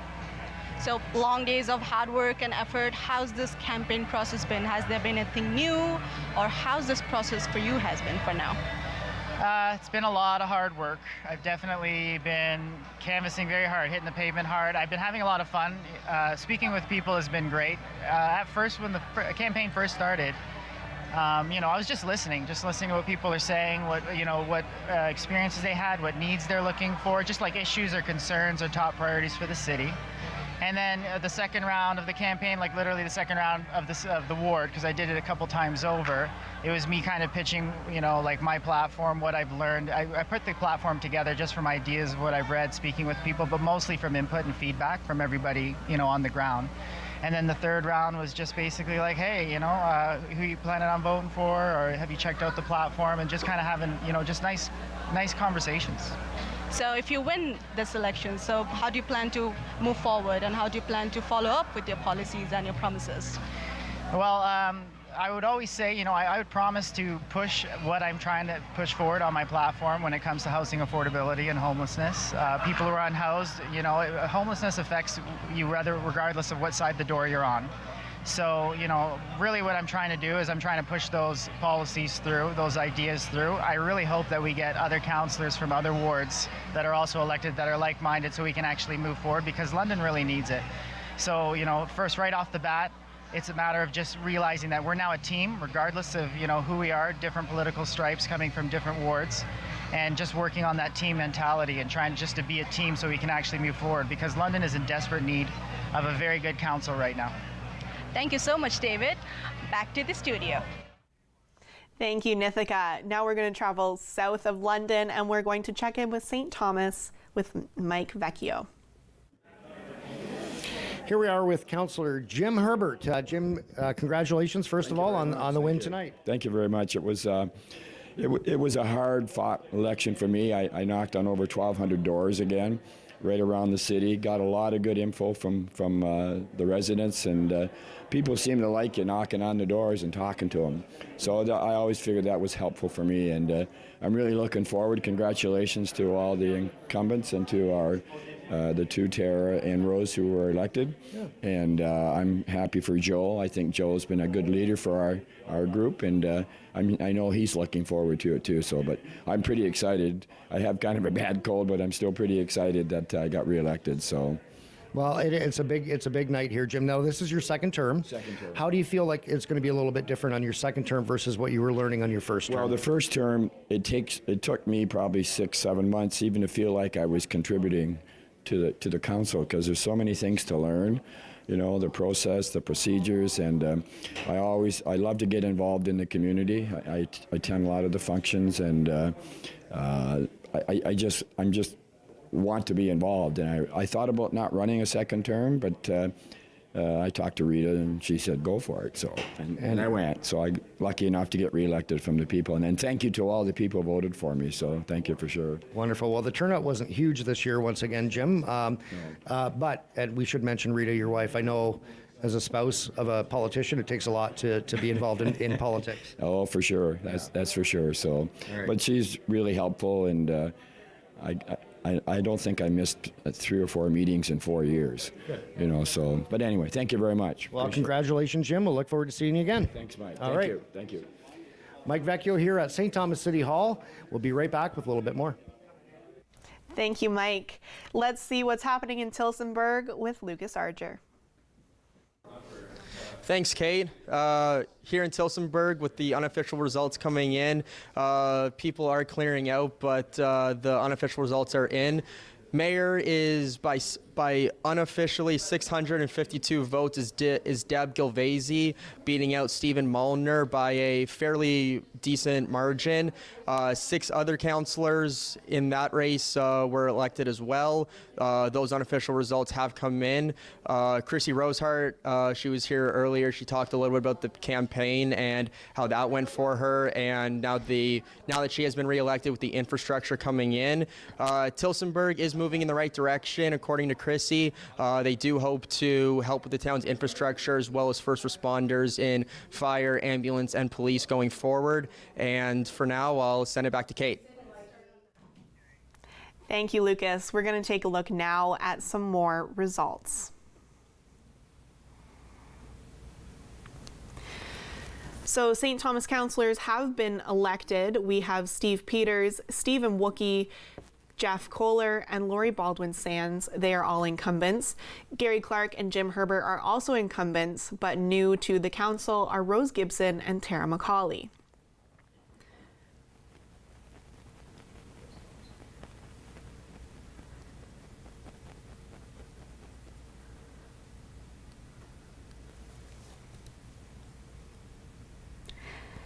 Now for mayor, incumbent Joe Preston did come out on top yet again, had a little bit of a lead over Heather Jackson.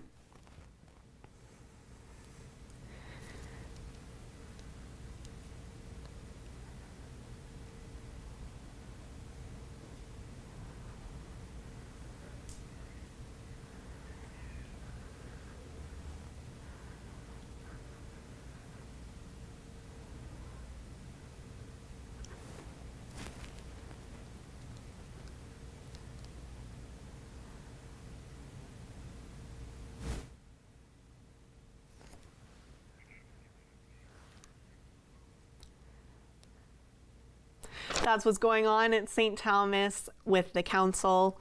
Now we're going to head back to our panel.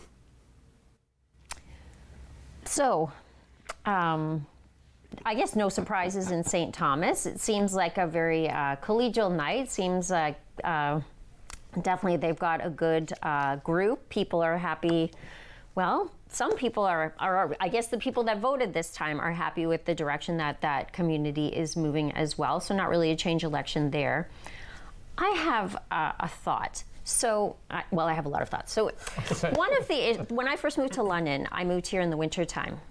And I, as somebody who likes to be a pedestrian and came from Toronto just before I moved to London, I was used to walking everywhere. And so I often think if we had elections in the wintertime rather than when the weather is a little bit nicer, things like snow removal for sidewalks would be higher on the list of important, I guess, issues for councils to address.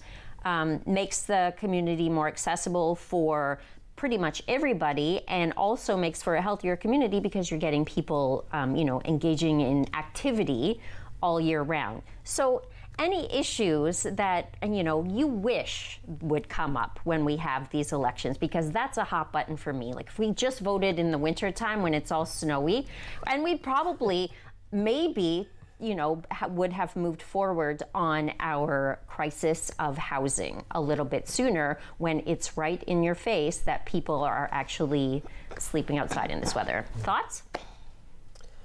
I mean, like, aside from the big issues, the one that is jumping out at me tonight is how quickly the results came in from St. Thomas running a fully online election where people were allowed to vote online. And I mean, there's really no reason why that can't be explored. It's something, in terms of trade-offs, we want to reduce burdens, reduce access to, sort of make it easier for people to vote. Voting online is a way to do that. And in terms of, you always want to weigh the costs and the benefits. Would voting online deter other people from voting? I'm not so sure. I think we're at a point where there's enough access to the internet that could be an option. I just wonder now, like St. Thomas is a pretty good test case here for that. Results were there in seconds, and here we are in London still hovering around 300 votes in some of these wards. So for me, that's looking at getting London out of the Stone Ages, that would be one place to start. I mean, sidewalks, absolutely sidewalks, but to me, that's let's speed up the way we vote, make it more accessible, remove some burdens. Great point. Other ideas? I don't know, as a former Toronto resident myself, but as somebody who works with infrastructure, what I'd like to see is a little bit more thought on integrating things. So, and I'm talking about making places more welcoming if you do want to walk or if you have to walk. There's a lot of people who have to walk, and there's in some cases no sidewalks. I have seen people going to the industrial. My former employer was located on Exeter Road, and in the wintertime there would be huge snowbanks, so they could not walk on, there's no sidewalks for most of the area where these people would be employed, and they'd be walking on that road that is signed at 80 in some cases, in some sections, and people are driving probably 100, even in the wintertime. So, sidewalks, and thinking about even if they had small shuttle buses, moving people from certain central areas where they could congregate and catch these shuttle buses and go out there. The crazy thing about it is one day I met an immigrant person who was looking for I've met a couple actually while I was on my walks at lunchtime, and they're looking for where you can get your driver's license, and another one was to do his driver's test. It's not in an accessible location. If you don't have a car, how are you going to get there? It's a long walk on the bus. And someone like Jeff, how are you going to get there? There's no way. There's no physical way. I can't see him being on that road at those speeds. So that's something I'd like to have people address. Just functional getting around in the city. Buses that run the full length of major arterials and connect. That basic function is needed. Getting bicycles off the sidewalk is something a friend of mine was talking about. I learned under someone who taught people for can bike at the ripe old age of 21. So imagine that, right? But one of the things he told me is you don't walk on the sidewalk, you don't ride your bicycle on the sidewalk if you're not a child below. There's actual a law about this. It's in the highway traffic code. So, but that also means that you have to make safe ways for people who have bicycles to transit, and I don't think paint does it. Nope. Good point, good point. I think we have some more results to let our viewers know about, so over to you, Kate. We're going to send it back to RBC Place, where Mike Lacasse is currently with Anna Hopkins. Thank you. I am here with Anna Hopkins, who's seeking re-election for Ward 9. How are you? I'm doing well. All right, so how has the campaign been so far? So the campaign has been very busy. I've done a lot of canvassing in the ward. The ward is very large, a lot of areas to go to. I've had great support from my team, great weather. I love canvassing and meeting people at their doorstep, so I've enjoyed it very much. Now, this is your third time, I believe, canvassing. Have you noticed anything different with the, what the people of London in your ward are actually looking for compared to last time? Yeah, last time was all about BRT. And this time I've learned, I've met a lot of newcomers to London. I think a lot of newcomers to London have moved to Ward 9. It's very suburbia. People not only from the GTA area, but throughout London, throughout Ontario and throughout Canada, and internationally as well. It's amazing how we have grown as a city the past couple years. So it has been very interesting seeing how our city is changing. And also the challenges in Ward 9 in particular with the growth and how we move around. It's been a constant challenge on as we develop, we need opportunities to move around. No, there's always a need. We're always lagging behind when it comes to transportation. All right, thank you so much. Back to the studio. Thank you, Mike. Now we're going to take a look at St. Thomas, where our Mike Vecchio is currently with new Mayor-elect Joe Preston. Hi, I'm Mike Vecchio for Rogers TV on Municipal Election Night coverage here in St. Thomas. We're at the St. Thomas Roadhouse now with the newly elected incumbent mayor, Joe Preston. Well, thanks, Mike. It's nice of you to come down and visit. We've had an exciting night here, and it's been a really incredible part with the vote count coming out so early in St. Thomas. We're all able to have a little bit of celebration tonight instead of being late into the evening. We were talking about that a little bit earlier at City Hall, how the electronic voting went this year. What are your thoughts overall on that, Joe? Well, from the people that shared with me, they said it couldn't be easier, those that were able to get it done. Of course, there are people who it's a change, and we have to accommodate them as much as we can. It's a low voter turnout, but I don't think it was the voting method that caused that in any way. We'll do some research and find out. Okay. So, Joe, I know we have two new councillors, brand new faces on council, Tara McCauley and Rose Gibson, as well as the other council members who have been re-elected as well. What are your thoughts moving forward with the council that you have? Well, let me just share, first of all, when you return the mayor and all of the sitting councillors that ran, it's a bit of a mandate to say what you've been doing is a great job.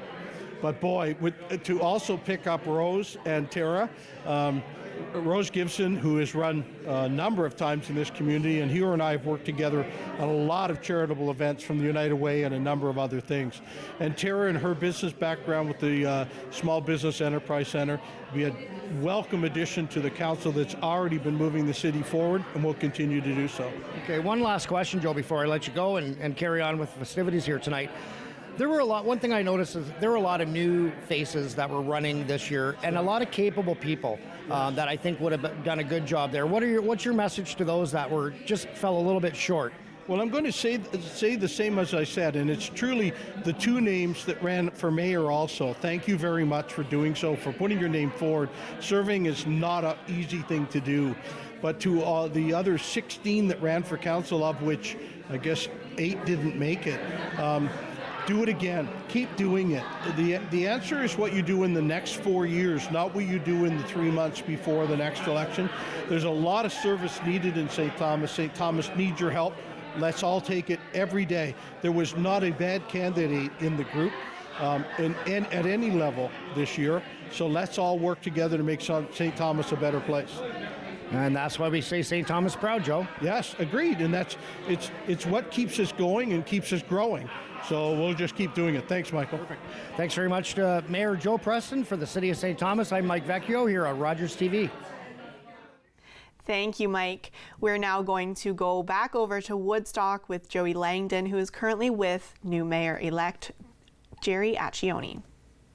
Here at Upper Thames Brewery for the Jerry Accioni election party, which has turned into a victory party. Congratulations to the new mayor-elect of Woodstock. How's it feel? Oh, this is incredible. Thank you so much. Thanks, guys, for coming down. I know we usually do this at City Hall, but this is so important to be with my family and friends and all my volunteers. And wow, it hasn't sunken in yet.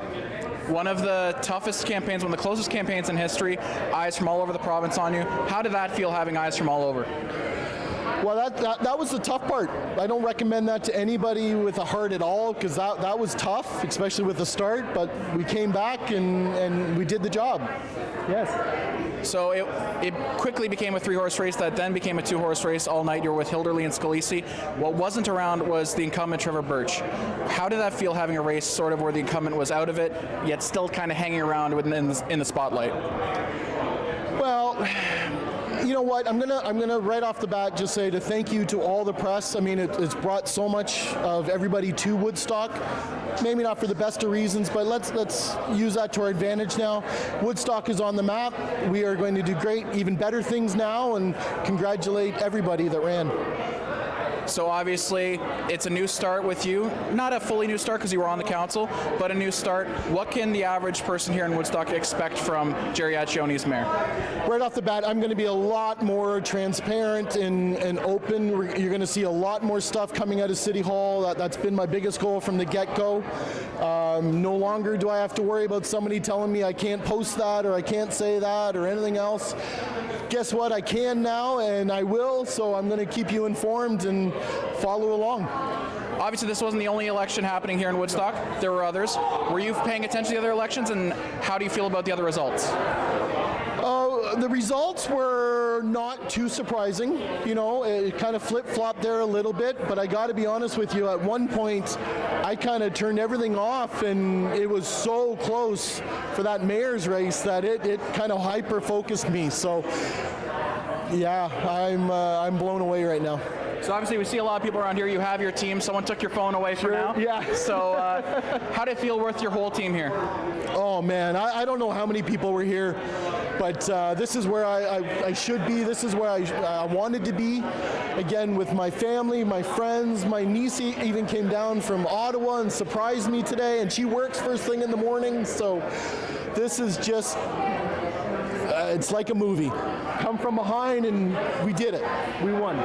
Couldn't have been closer. Tonight, you're the mayor-elect. What does tomorrow look like for Jerry Accioni? Sleep. Tomorrow I'm going to sleep. I'm going to apologize to everybody right now. I've got a couple thousand messages on my phone, and I'm certainly not going to promise I'm going to return them all today or tomorrow, but I will, because that's what I do. I always have. I'll always reply. We're getting a little late here. Any final thoughts from this whole race in total? Thank you. Thank you to every single person here in the city of Woodstock. There's no way we couldn't have done this without you. Thank you to all my volunteers. I've been so blessed with 25, 30 committed volunteers in this entire time. And it's because of you that we did this, right? Congratulations to David Hilderly. I've got the utmost respect, that I've said from the get-go that if I didn't win, I was hoping David would be the successful candidate. So a little too close for comfort, mind you, but congratulations, David. You ran a great campaign, and thank you for everything you do for the city. And let's keep it going. All right, congratulations again. The new mayor-elect of Woodstock, Jerry Accioni. Thank you. Thank you. Thank you, Joey. We're going to send it right back over to the panel. Loving the atmosphere of gratitude that I'm hearing from all of the, I think, our remote locations. When they're speaking to somebody who's just been elected, they're thanking the voters, they're acknowledging those people who put the time in and weren't successful in getting a spot on council or a mayoral seat or deputy mayor seat. I like that as kind of a tone going forward, so that that really, I don't have a job unless somebody votes me into this job. So what are we looking forward to in terms of how would you like to see that gratitude reflected going forward when we have on election night? It's pretty easy to be gregarious, and I think that last one was from a brewery, so yeah, I get it. Yeah, I mean, tonight is like both the best night of ever for some people and the worst night, and a really, really tough night for a lot of people. Right? There are a lot more candidates than there are positions. But I think for the people that are winning, that are seeing the checkbox beside their name right now, how do you pay it forward? You pay it forward by doing your job for 4 years, by remembering that there are people that put you in to do something, and that is to move the city forward, it's to move the municipality forward, it's to bring important issues forward, right? And so, yeah, it's all great to have a great victory speech at the bar, but for me, tonight actually doesn't matter. It's the next 4 years that's really going to matter. So it's time to start paying back, and we're gonna make sure you cash those checks. We're coming for you. We know where you work, right? And it's not complicated. It's representative democracy. It's the first word, representative. You need to think back to those interactions you had on the campaign trail, those hundreds of doors that you knocked on. And I mean, think of those stories, those personal anecdotes that really resonated with you, and take that to work every day. I mean, I would echo some of the thoughts. Mayor Preston was very magnanimous. You could never drag me to run for office, and so I also applaud everybody that's doing it. And Durga, you've done it a number of times. Yeah. I mean, it's... Well, I've done it twice, and one thing I would say is you always, there's different categories of winning, right? I tell people, and sometimes winning could just be moving the needle on the conversation, bringing a new idea. I was talking to one of the mayoral candidates, and that's something that they told me that would be important, that they could actually see by them being involved in debates and panels, that they were able to move the mayoral conversation on certain issues. So that's a win. Certainly some people get the bug, right? So there'll be a lot of disappointed people who say, okay, that once was enough. I don't know what I was thinking. But then there's people who say, well, actually, that was a lot of fun. Yeah, a lot of hard work, and I'm going to sleep now. But they can come back with new ideas and stronger. Sometimes I think the people who have won, what they can do is sometimes you see things in a candidate that you admire, and you try to bring those policy ideas or those traits into your own sphere of practice or your own platform to elevate them. You don't have to reinvent the wheel, to see, and that's a way of doing it. And certainly, one of the people talked about serving, and you also did that, Jeff, is serving on advisory committees, coming to public forums. I'm sure some of these candidates may have done that in the past and decided to step up their activity, but that's another way of if you were not successful, continuing to be involved. And do you always find run for mayor of Vaughan or mayor of Brampton or mayor of Hamilton? I mean, we seem to have a lot of candidates that lost in one level of government going on to another one. Mm-hmm. Yeah, absolutely. Yeah. Interesting, the idea of the conversations that people have had at the doors and using that information to kind of inform what the issues are that they want to press forward on. So was there anything during this campaign that came up or got emphasized that really surprised you, whether it's, in your ward, or were you surprised with the candidates that actually, emerged as the front runners? Was anything that, you didn't see that coming in this last campaign? The one thing that I do notice, just in terms of coverage, I mean, people rely on local media to get their information about local politics. And we, in London, Ontario, we happen to have a lot of different media outlets to do that. But I do find that earlier in the campaign, they focus on the scandals and the conflicts and the signs that caught on fire rather than issues. And it's not until the last week or 2 weeks where they start thinking, okay, now let's actually do some candidate profiles. And so I do think that that's one thing that was, a little disappointing in terms of, the framing, adopting that kind of conflict frame for a lot of these stories until the final week of, okay, let's get serious, it's about voting. And so I think that's unfortunate, but that's just, I guess, the political economy of news media. I actually want to go in a completely different direction than you, which is one of the things that really surprised me. I'm an old guy. I don't have a life really. I'm sitting at home and I'm perusing the websites of the candidates, and I'm 8 candidates deep in World 1. And one of the things that really surprised me was the fact that everyone sounded the same. Like, everyone was saying the exact same thing. And I think if you look at past elections, there were these wedge issues, right? There were always these wedge issues where candidates were able to line up on either side, right? But when you looked at some of the in their own words sections, it was like, everybody was like, oh, do you support the London plan? Kind of. What do you think is the big issue? Housing, I think that's a big one. Transit, that's a big one. Climate, that's a big one. If every single person that was on the ballot today won, apparently, according to the literature, we could put them all in a room and they would all agree, because there was very little differentiation between these candidates. And that is either an amazing thing, or I think for myself personally, actually kind of a bit of a worrisome thing, because I wonder then how many of these candidates are merely just replicating what they're hearing other people say, and we might end up finding they're very different people once they end up sitting around the horseshoe. I am glad you kind of brought up that point, because I was following Thriving London. They had that thing with the questions, and all the questions had a box for comments, and very few people printed out their comments.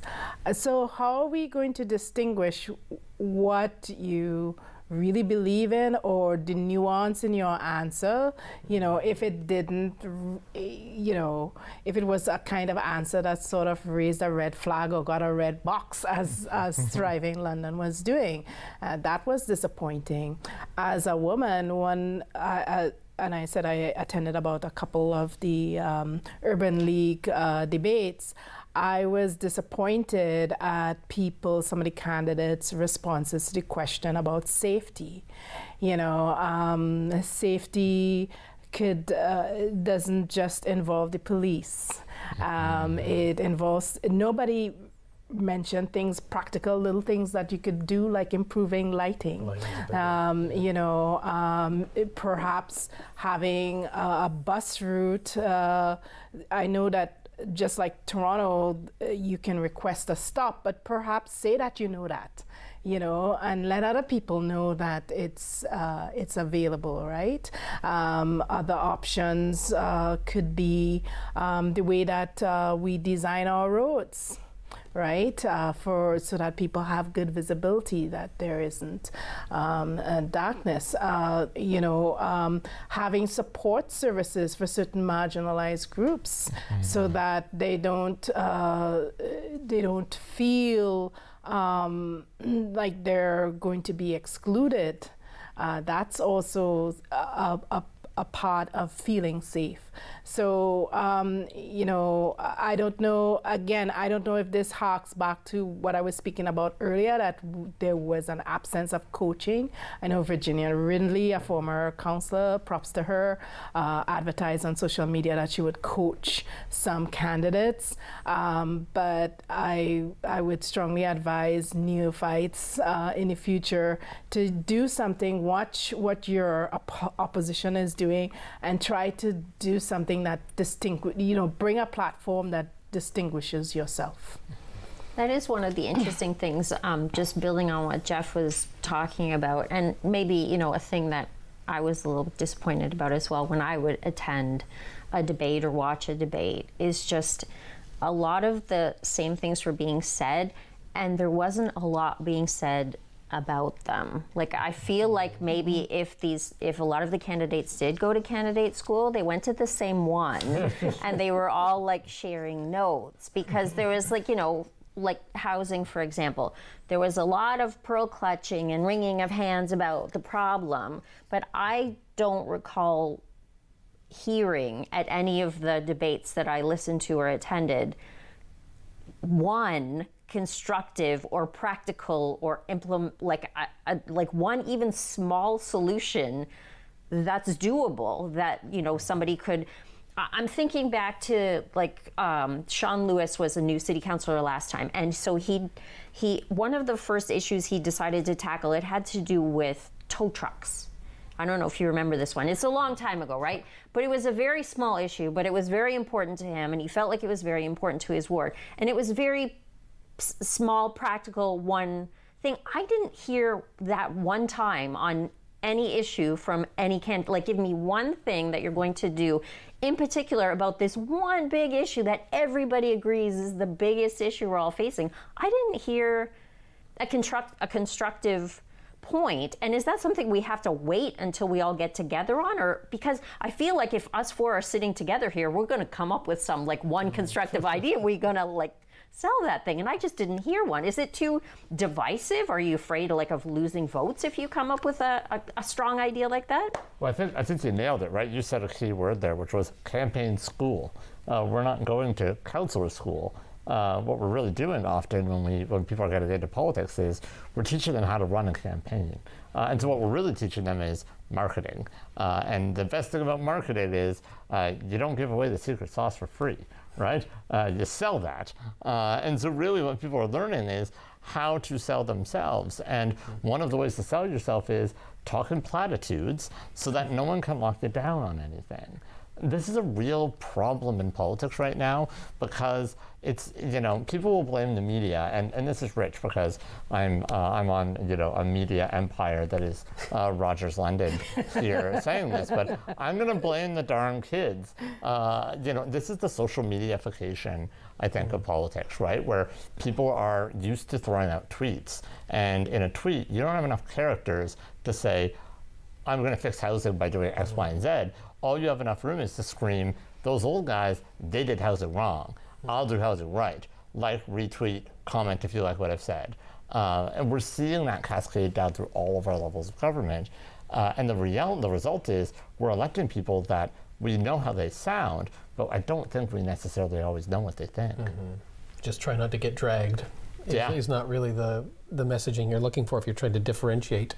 And I think that's where we miss political parties. I know one of the reasons that turnout is so low municipally is that it's complicated for voters to figure out the nuts and bolts of policy, but also to differentiate the candidates. Even harder when they all sound the same. Yeah. But political parties they're like a shopping cart full of different things, and you can choose the cart because you like the things in it. It's a little different municipally. We're missing that information shortcut.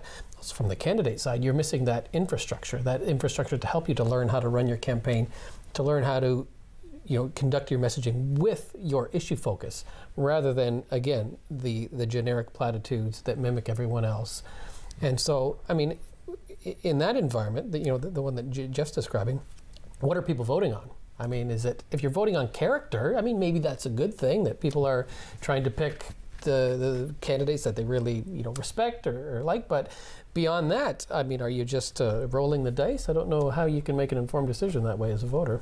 And endorsements was a big deal in this campaign as well. And so I guess I can, people have asked me to endorse me before, and it's not something I do anymore as a member of the media, but it was a really big deal in this campaign. Like, should an outgoing mayor, for example, be able to endorse a potential incoming mayor, and those kind of things, and how that makes a not so level playing field for all of the different candidates that are putting their voices forward. So the importance of an endorsement, right?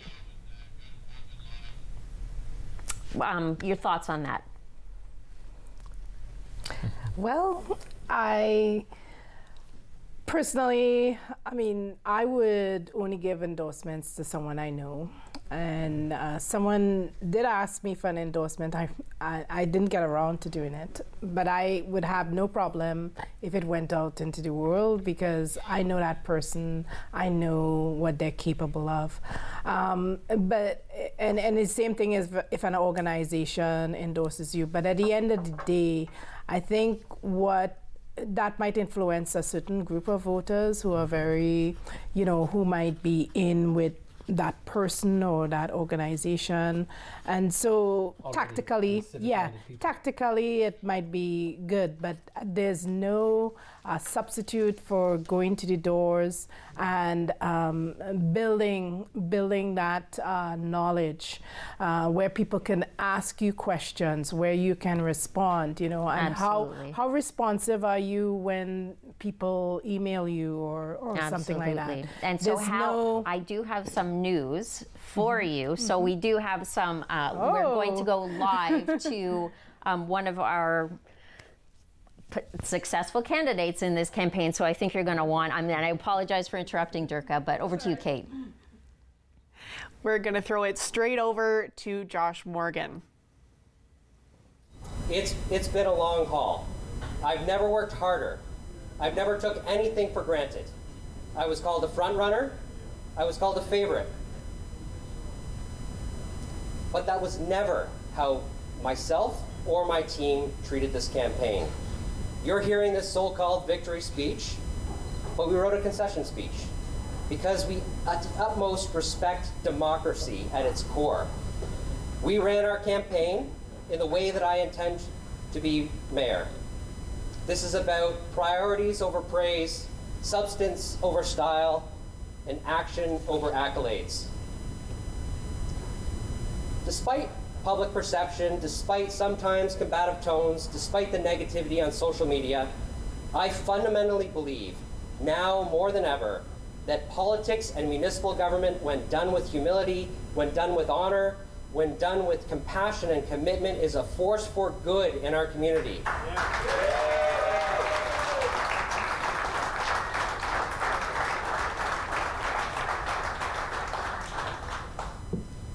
You don't always see this on your phones or on your screens, but I can tell you, you hear it at the door and when you meet people face to face. We're joined tonight, and I was elected tonight, by people across the political spectrum. We're joined tonight in this room by people of all ages, races, religions, sexualities, genders, economic statuses. This is the London I'm proud to represent.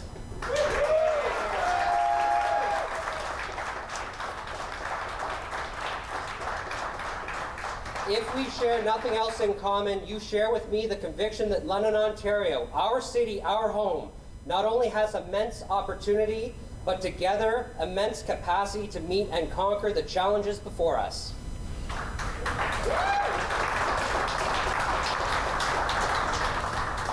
Now, you may have noticed by the pace we came in today, I'm joined by three of my four children today. My youngest, Archer, who's only 2. He's fast asleep at home by now, I hope. And I'll tell him how my day went tomorrow. Let's be honest, he probably won't care.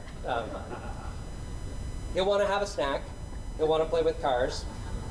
But I hope one day I can share with him the story of tonight and the story of this election. And I mean this with absolute sincerity. And it's important for you to understand. My moral compass is guided by my children.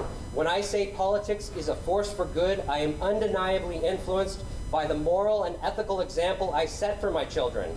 This shapes not only who I am as a father, but my politics as your next mayor. I have a stubborn and unrelenting hope that my children, your grandchildren, your nieces and nephews, that they can grow up in a world where politics is seen as an honorable profession, where politics is seen as a positive force in our community. However, this cannot be achieved by simply words on election night. This can only be done in the days and weeks and months ahead through clear and decisive action.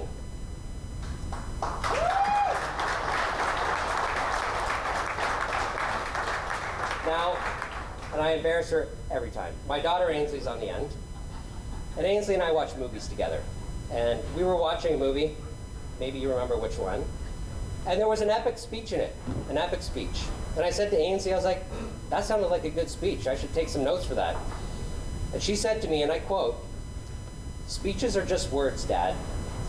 They don't mean anything unless you do something with them." She is so right. We now need actions in our city. Actions that will show our most vulnerable matter. Actions that will show Londoners of all ages and all circumstances that they can afford and deserve to live with dignity in their own home. Actions that show marginalized and racialized communities that they must be celebrated, not merely tolerated. Actions that demonstrate a commitment to public safety and strong, vibrant neighborhoods. Actions for sustainable and meaningful employment in our city. Actions that reflect the economic strain that many families and many businesses are facing. And actions that live up to our Climate Emergency Action Plan and our goal to create a greener London.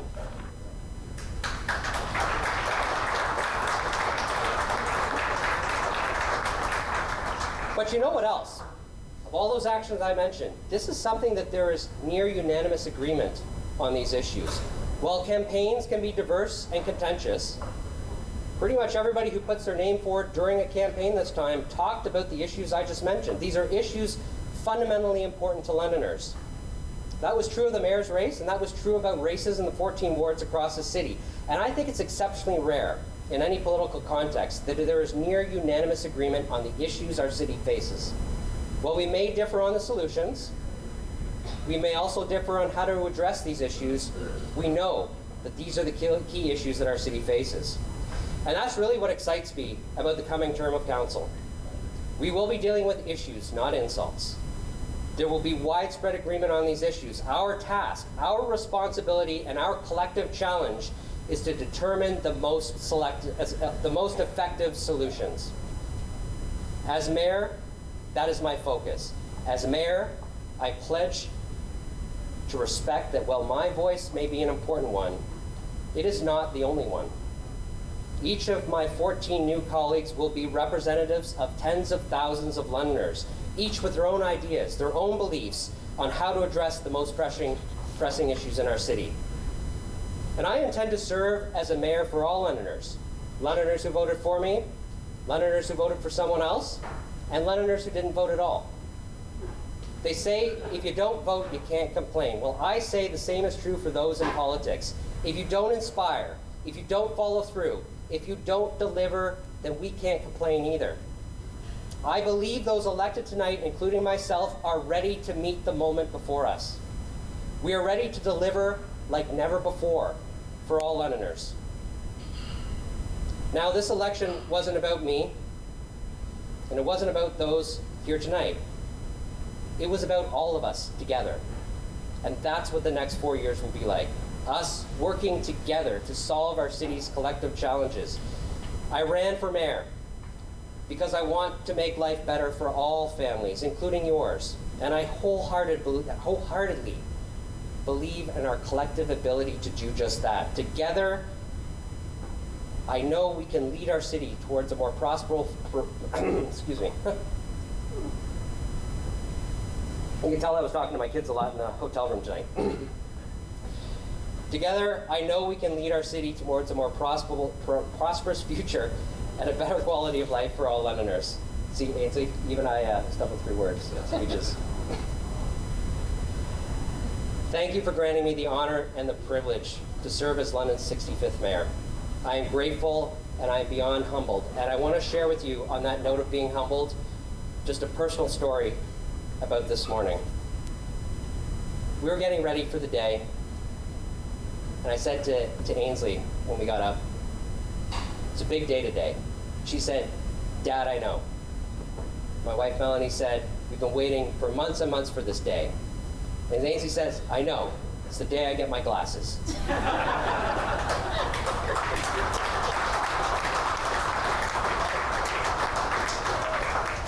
And then McKenna said, I know what day it is. It's the day of the election. It's the day we get to go to the candy bar. And I was like, we're going to an actual bar. And she said, yeah, a candy bar, like they have at weddings. This is the bar, McKenna. And then Max this morning said, Dad, I hope you beat Van Holst today. And I said, Max, Van Holst never even ran. So if you want to know what keeps me humble, what keeps me grounded, what keeps me in check, it's my incredible family who puts life in perspective each and every day for me. Thank you, Ainsley. Thank you, McKenna. Thank you, Max. Thank you, Archer, who's hopefully asleep. Thank you, Melanie. Thank you to my mom. Thank you to my dad.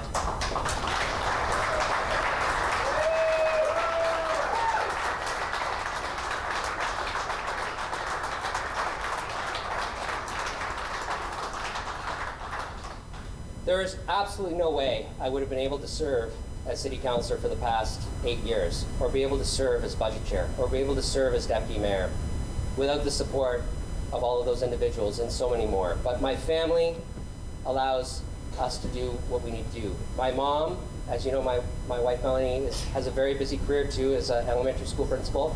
My mom really is what helps keep it all together. It's great to have a mom 5 minutes away who's retired, I have to say.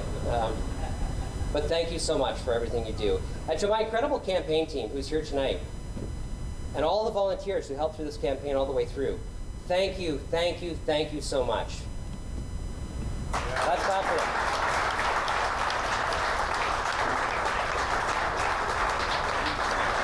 I can't clap myself without making a horrible microphone noise, so I'm going to rely on you to do it for me.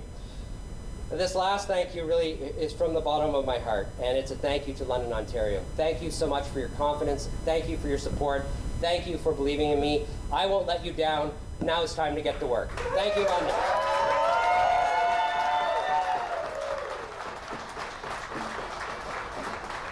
Now we're going to go over to Strathroy, where we will hear from the new mayor, Colin Grantham. Hello, we come back to Strathroy Caradoc because we are with the new mayor. Congratulations. Thank you. Thank you. Thank you. Thank you. Yeah. What is your first expression? What is your feeling? Well, first, welcome to Melbourne. I'm very grateful, extremely humbled, and just missing one very dear friend tonight, and that's Jerry Veal, who started me with this. When I started February 23rd, Jerry just passed away this past week, and I know he's looking down on me tonight. But apart from that, I'm very humbled, very grateful. I'm thankful to the voters. I'm also very thankful to everyone who put their name in and ran. It takes a lot of courage to do this, a lot of commitment. I'm also very grateful to Mayor Vander Hayden. She served this community very well, and she deserves a lot of credit. So, apart from that, I need to get some sleep. Of course, but I would like to ask you about why your voters decided to elect you, to trust you. You know what? I'm going to park that question for now. Now is not really the time to delve into analysis of the election. I think tonight we should just enjoy it. Let the candidates, the successful candidates, enjoy themselves. There will be lots of time to analyze the election, what happened, what didn't happen. We'll look at that at a later date. And your first priority now, like a new mayor? Yeah, well, my first priority, and I said my first priority is to open the front door to Town Hall. And I would like to know about the campaign. How was, because it was the first time that you participate in the municipal elections, so I would like to know how was the experience? Yeah, well, I think if anybody looked at my resume, they know that I had a sales background. This certainly wasn't the longest sales campaign I've ever been in. And oddly enough, it wasn't the hardest.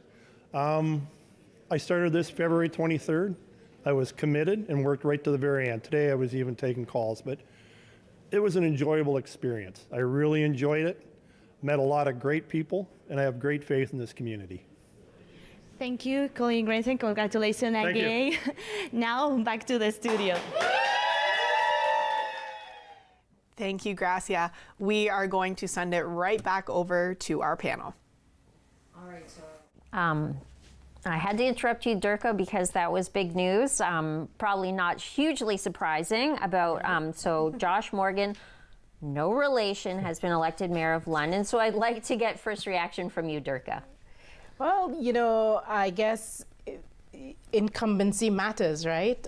We're seeing this, and I'm not familiar with what's going on in the municipalities around London, but certainly that was a big topic of discussion for not just London, but also the GTA, where you saw a decreased field of people running against incumbents.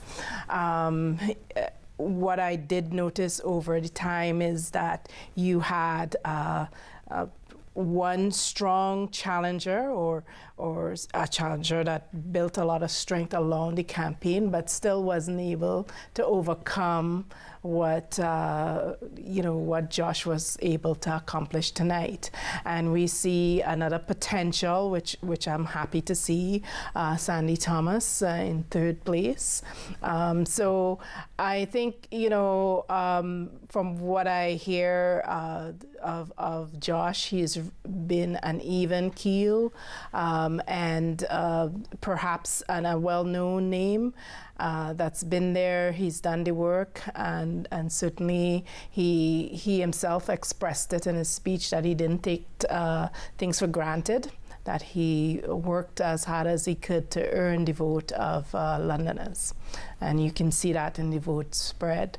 I was kind of disappointed that the challengers didn't come on as strongly. I think we would have benefited as a city and as citizens from stronger challenges from the others. And for me, from my perspective, I look at the fundamentals of the campaign, and he very much ran as a front runner. Mm-hmm. And in terms of the things you want to do is start early, get a big resource advantage, which it seems like he had, blanketing the city with signs very early in the campaign, try and discourage rivals from entering the race, rack up endorsements, and he had them not just from the outgoing mayor, but from members of parliament from every party across the spectrum. So that really was textbook front-runner campaign from start to finish, trying give the impression to the voters that the race is over. And for Khalil Ramal's point, he did get in there. He ran a great campaign. It's just a little late against a candidate that already had a big advantage. So would have been nice to see, it a little closer. But it was, from my perspective, I just look at sort of the fundamentals of it, and it was exactly the way you want to do it as a front runner. I gotta say, when I first looked at Josh's campaign, I opened up the page, and again, I'm a nerd. I get it. Okay, I don't need you to tell me. I get it. So I'm on it, and what do? I don't go to his platform. Who cares about that? I want to know who's working with this guy. And I swear, out of my speakers, I could hear the Avengers Assemble theme song start playing. Because I look at this campaign team, and I'm like, lordy, this might be one of the strongest campaign teams across political lines that has ever been assembled for a mayor. Whoa, and then I'm driving around town and I'm like, man, is Josh Morgan going into the real estate business? Because there's only one other person I've ever seen their name on more buildings than Josh Morgan in London, Ontario. But apparently, no, he was running for mayor. So, I agree with you. I think this kind of looked like it was done before it even got started in some ways. But hats off to Khalil. Not only one of my favorite coffee mugs is a Khalil Ramal mug, but it's tough to be coming in late and to put on a good fight, and I think he did. And Sandy Thomas, what a great campaign. Mm-hmm. Please run again. Please do. Yeah, amazing. Reading the bios of so many of the mayoral candidates, we have a wealth of wonderful choices if my namesake decides not to run again, or for the next campaign. And one of those things that we talked about earlier is just the length of a campaign and how difficult that is to sustain, especially for somebody who is not coming in as a front runner or coming in with that incumbent advantage. So I would love to see council take on this as an issue.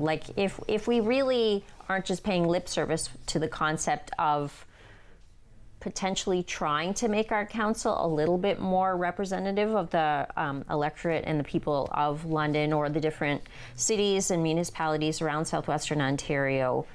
What can municipal government do to actually change their makeup necessarily, like maybe put themselves out of a job, but really for the greater good of the community? I mean, part of it is, I think, just a disconnect in how voters see a council and how it's supposed to operate. When I looked around the regions at St. Thomas or Lucan, there's different candidates running for mayor that all talked about transparency. We need to do this differently. And I mean, I don't know how much more transparent you can be. It's on TV. You can watch the council all the time. But that's a big gap, the way that city council thinks it's operating and the expectations that people have of their elected representatives. Something's getting lost in there, and people do not feel like either they have access or they know how to engage the system, because that could be part of it in terms of getting more people connected with government, and then you can have that sort of knock-on effect of maybe you get more people willing to come forward and participate in civic life and run for office. But there's definitely, I mean, I was struck by the number of folks that said we need to work on transparency, and I wanted to smash my head against the wall because it is on TV all the time. I know it's on TV all the time, but I'm gonna put my lawyer outfit on and maybe like my unpopular lawyer outfit on right now. But I have, not just from this level of government, but for multiple levels of government, I've seen over the course of the last decade, too much time spent in camera, too much time, too many things are sealed. Too many things are, we're assuming privilege over that, and that has a real chilling effect on people's desire to engage with the political process, and that is a trend that, again, as a lawyer, I get it, that really needs to be reversed. Like that's one of the things about lawyers that are not great, right? I feel like that trend really, we need to dial that back. So then I guess you're talking about building trust with the electorate, right? And building trust with the electorate, I think, also begins with building an understanding. Like, it was so interesting going around helping some of my friends canvass, because some people would come out and say, well, what party are you with? Well, then I have to explain, well, this municipal elections in Ontario is unlike other provinces. Like my home province is British Columbia, where there are parties, but in Ontario there's no parties. Everyone's running as an individual. Then I even knocked on a couple doors, or one door I remember that struck me quite interesting. I'm voting for Pierre. There was no Pierre on the ballot in that ward, but I quickly put two and two together and realized they're talking about the Conservative leadership race, right? Which you could only vote in is if you purchase a membership with the Conservative Party. So, there is having trust also needs some knowledge about what's going on. I'm wondering if perhaps City Hall could, or even all levels of government could do what I see the United States Geological Survey does, which is have a special web page just for kids. Which has fun, cartoonish like characters, but explain science to you. So perhaps we need to do that, in some kind of plain language thing for the kids that even adults could look at, have it translated into different languages. Perhaps instead of waiting on a group like Women in Politics, they've been awfully quiet lately, so I don't know what's going on with them, to put on a campaign school. Why don't we have one where instead of just talking about rules and regulations of the election, we talk about what citizens expect of a good candidate, and help people. I mean, sometimes I went to help one candidate and I was the only volunteer. I would expect that is not something I'm accustomed to, but then again, I run in a party, right? In a party setting. So, there's knowledge to be gained by the candidates. There's outreach that needs to be done by the city. And, they do a great outreach for the Neighborhood London series if they could take some of that energy and put it into, municipal elections, I think that's critical because, listen, this level of government is the one that's closest to the people. It affects your everyday life, and they control most of the infrastructure, 60% of it, but yet don't have the dollars. So you need people to be engaged because you need to push up on the higher levels of government in order to get the things that we need in a municipality. Great points, Durka. Now, I know we haven't been able to call all of the races here in London or even around southwestern Ontario, but we do have some results in, and so we are going to be continuing our broadcast for the rest of the night, results as they come in, but our panel, we're just going to be giving our last, I guess, reactions or parting words to our viewers, and then we are going to be signing off. I know I have to get up in the morning. Why don't we start with you, Jeff? Sure. I'm going to bed. It is way past my bedtime, and I have no reason to still be awake. So whenever those other words are decided, they'll be decided. But I think my parting word here to any of you who are watching, it is, I think it's a Monday, right? Today's Monday. It's still Monday Feels at Monday-ish, this point. yeah. It's a Monday night, and you're watching Rogers right now, watching election coverage. That means that you are a person who should continue to stay engaged in what's happening in our city. You should be putting your application in for committee work that need to be appointed. You should be watching City Hall. You should be writing to your councilors. You should be going to public participation. You have an opportunity to keep on being involved. And it will be way more fun than watching the three of us talk at you for a couple hours.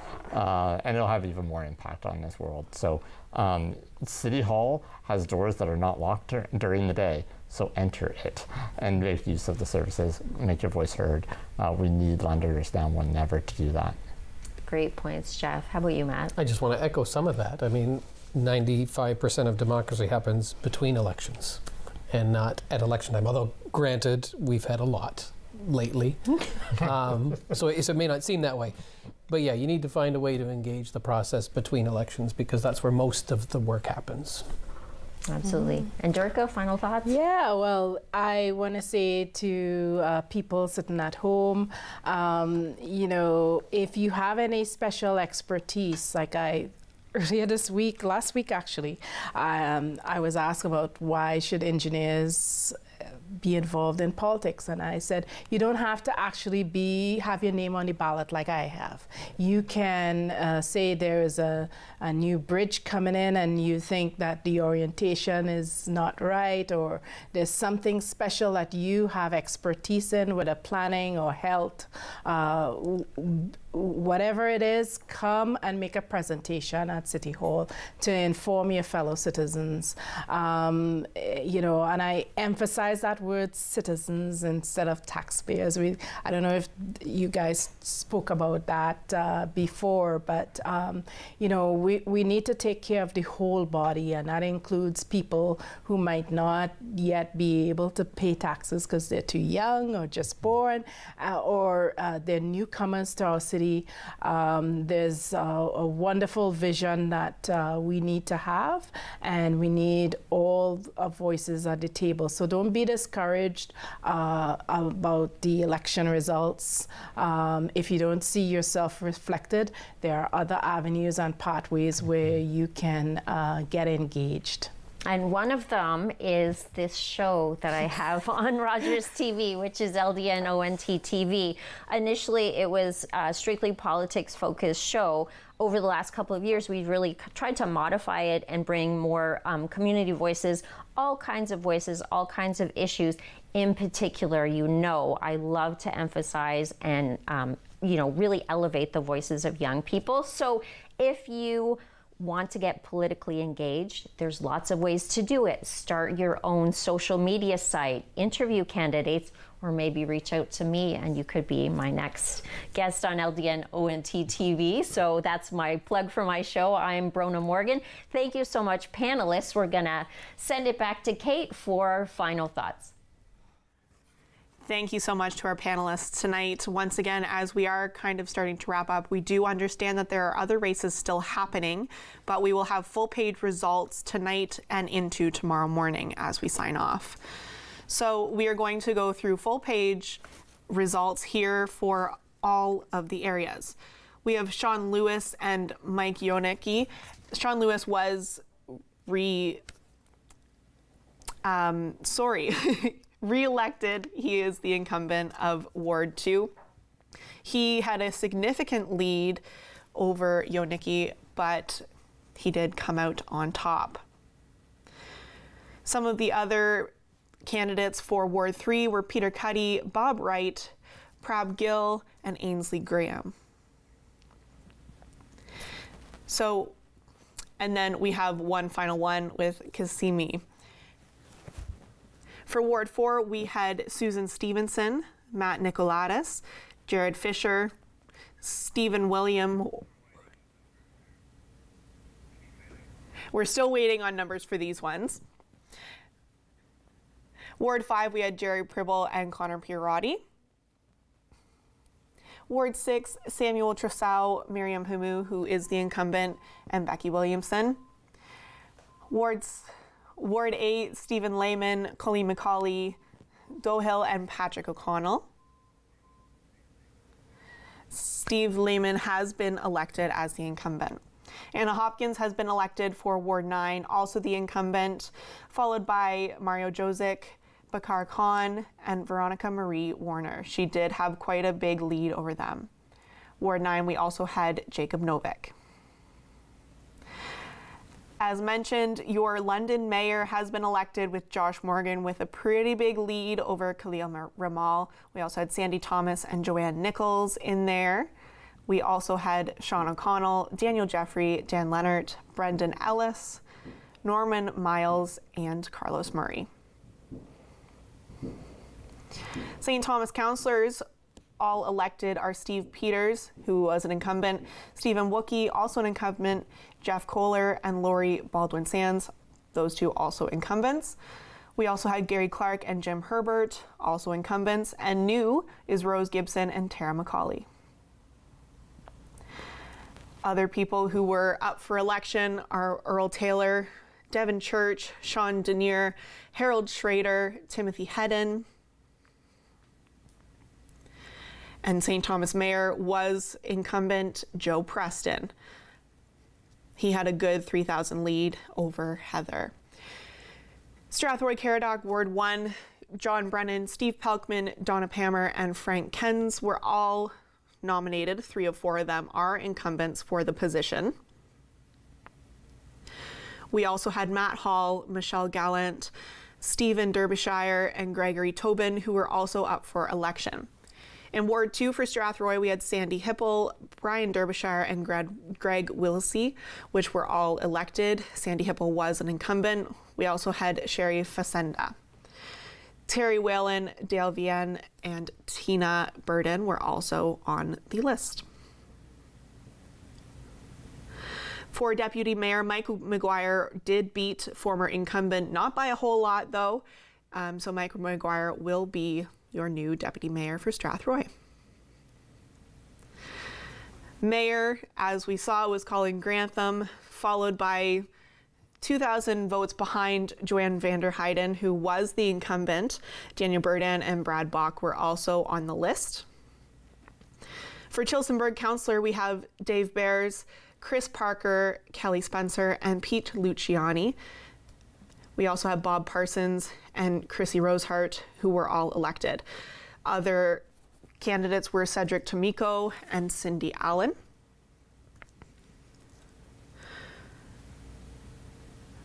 Those were pretty close with the final results there. We also had Mike Hawley, Max Adam, and Barbara Black. Your Tillsonburg mayor was Deb Gilvasey, who beat out Stephen Molnar, who was longtime mayor of Tillsonburg. It was a pretty close race. She won by only 600 votes. Woodstock City Councillor, we have Bernie Wheaton and Deb Tate. Deb Tate was incumbent.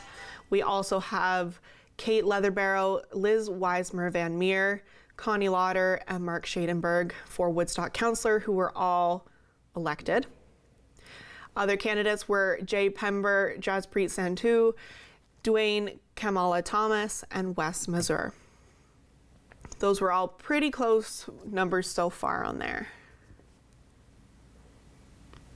We also had Leah Santos, Dave Babcock, Allison Frederick Gowling, and Jason Norris, as well as Francisco Corneo, who was also up for councillor. Your Woodstock mayor is Jerry Accioni, followed pretty closely behind by David Hilderly. They beat out former Mayor Trevor Birch, who was facing sexual assault charges, which heavily hindered his campaigning. Peter Crows and Hank Biro were also on that list. Ingersoll Councillor, we have Christy Van Kooten-Bossens, Rick Oos, Shannon Hudson, and Michael Bowman. 3 of 4 of them were incumbents. The only one who wasn't an incumbent there was Shannon Hudson, all fairly close voting-wise. We also have Hallie Rue, who came out on top as well. Other candidates, were Gordon Lesser, Bem Lampkin, and Broderick Carey. We also had Evan McHugh, Pauline White, Dixie Bowden, and for Ingersoll Deputy Mayor, Lindsay Wilson came out on top by a significant vote over incumbent Fred Freeman. Your Ingersoll mayor is Brian Petrie, who, again, was a pretty close vote over incumbent Ted Comiskey. Tim Lobson did come in third with that. There's only about 200-300 votes between the two. London Councillor Ward 1, these are the current numbers here. We are still waiting for a final call for Ward 1.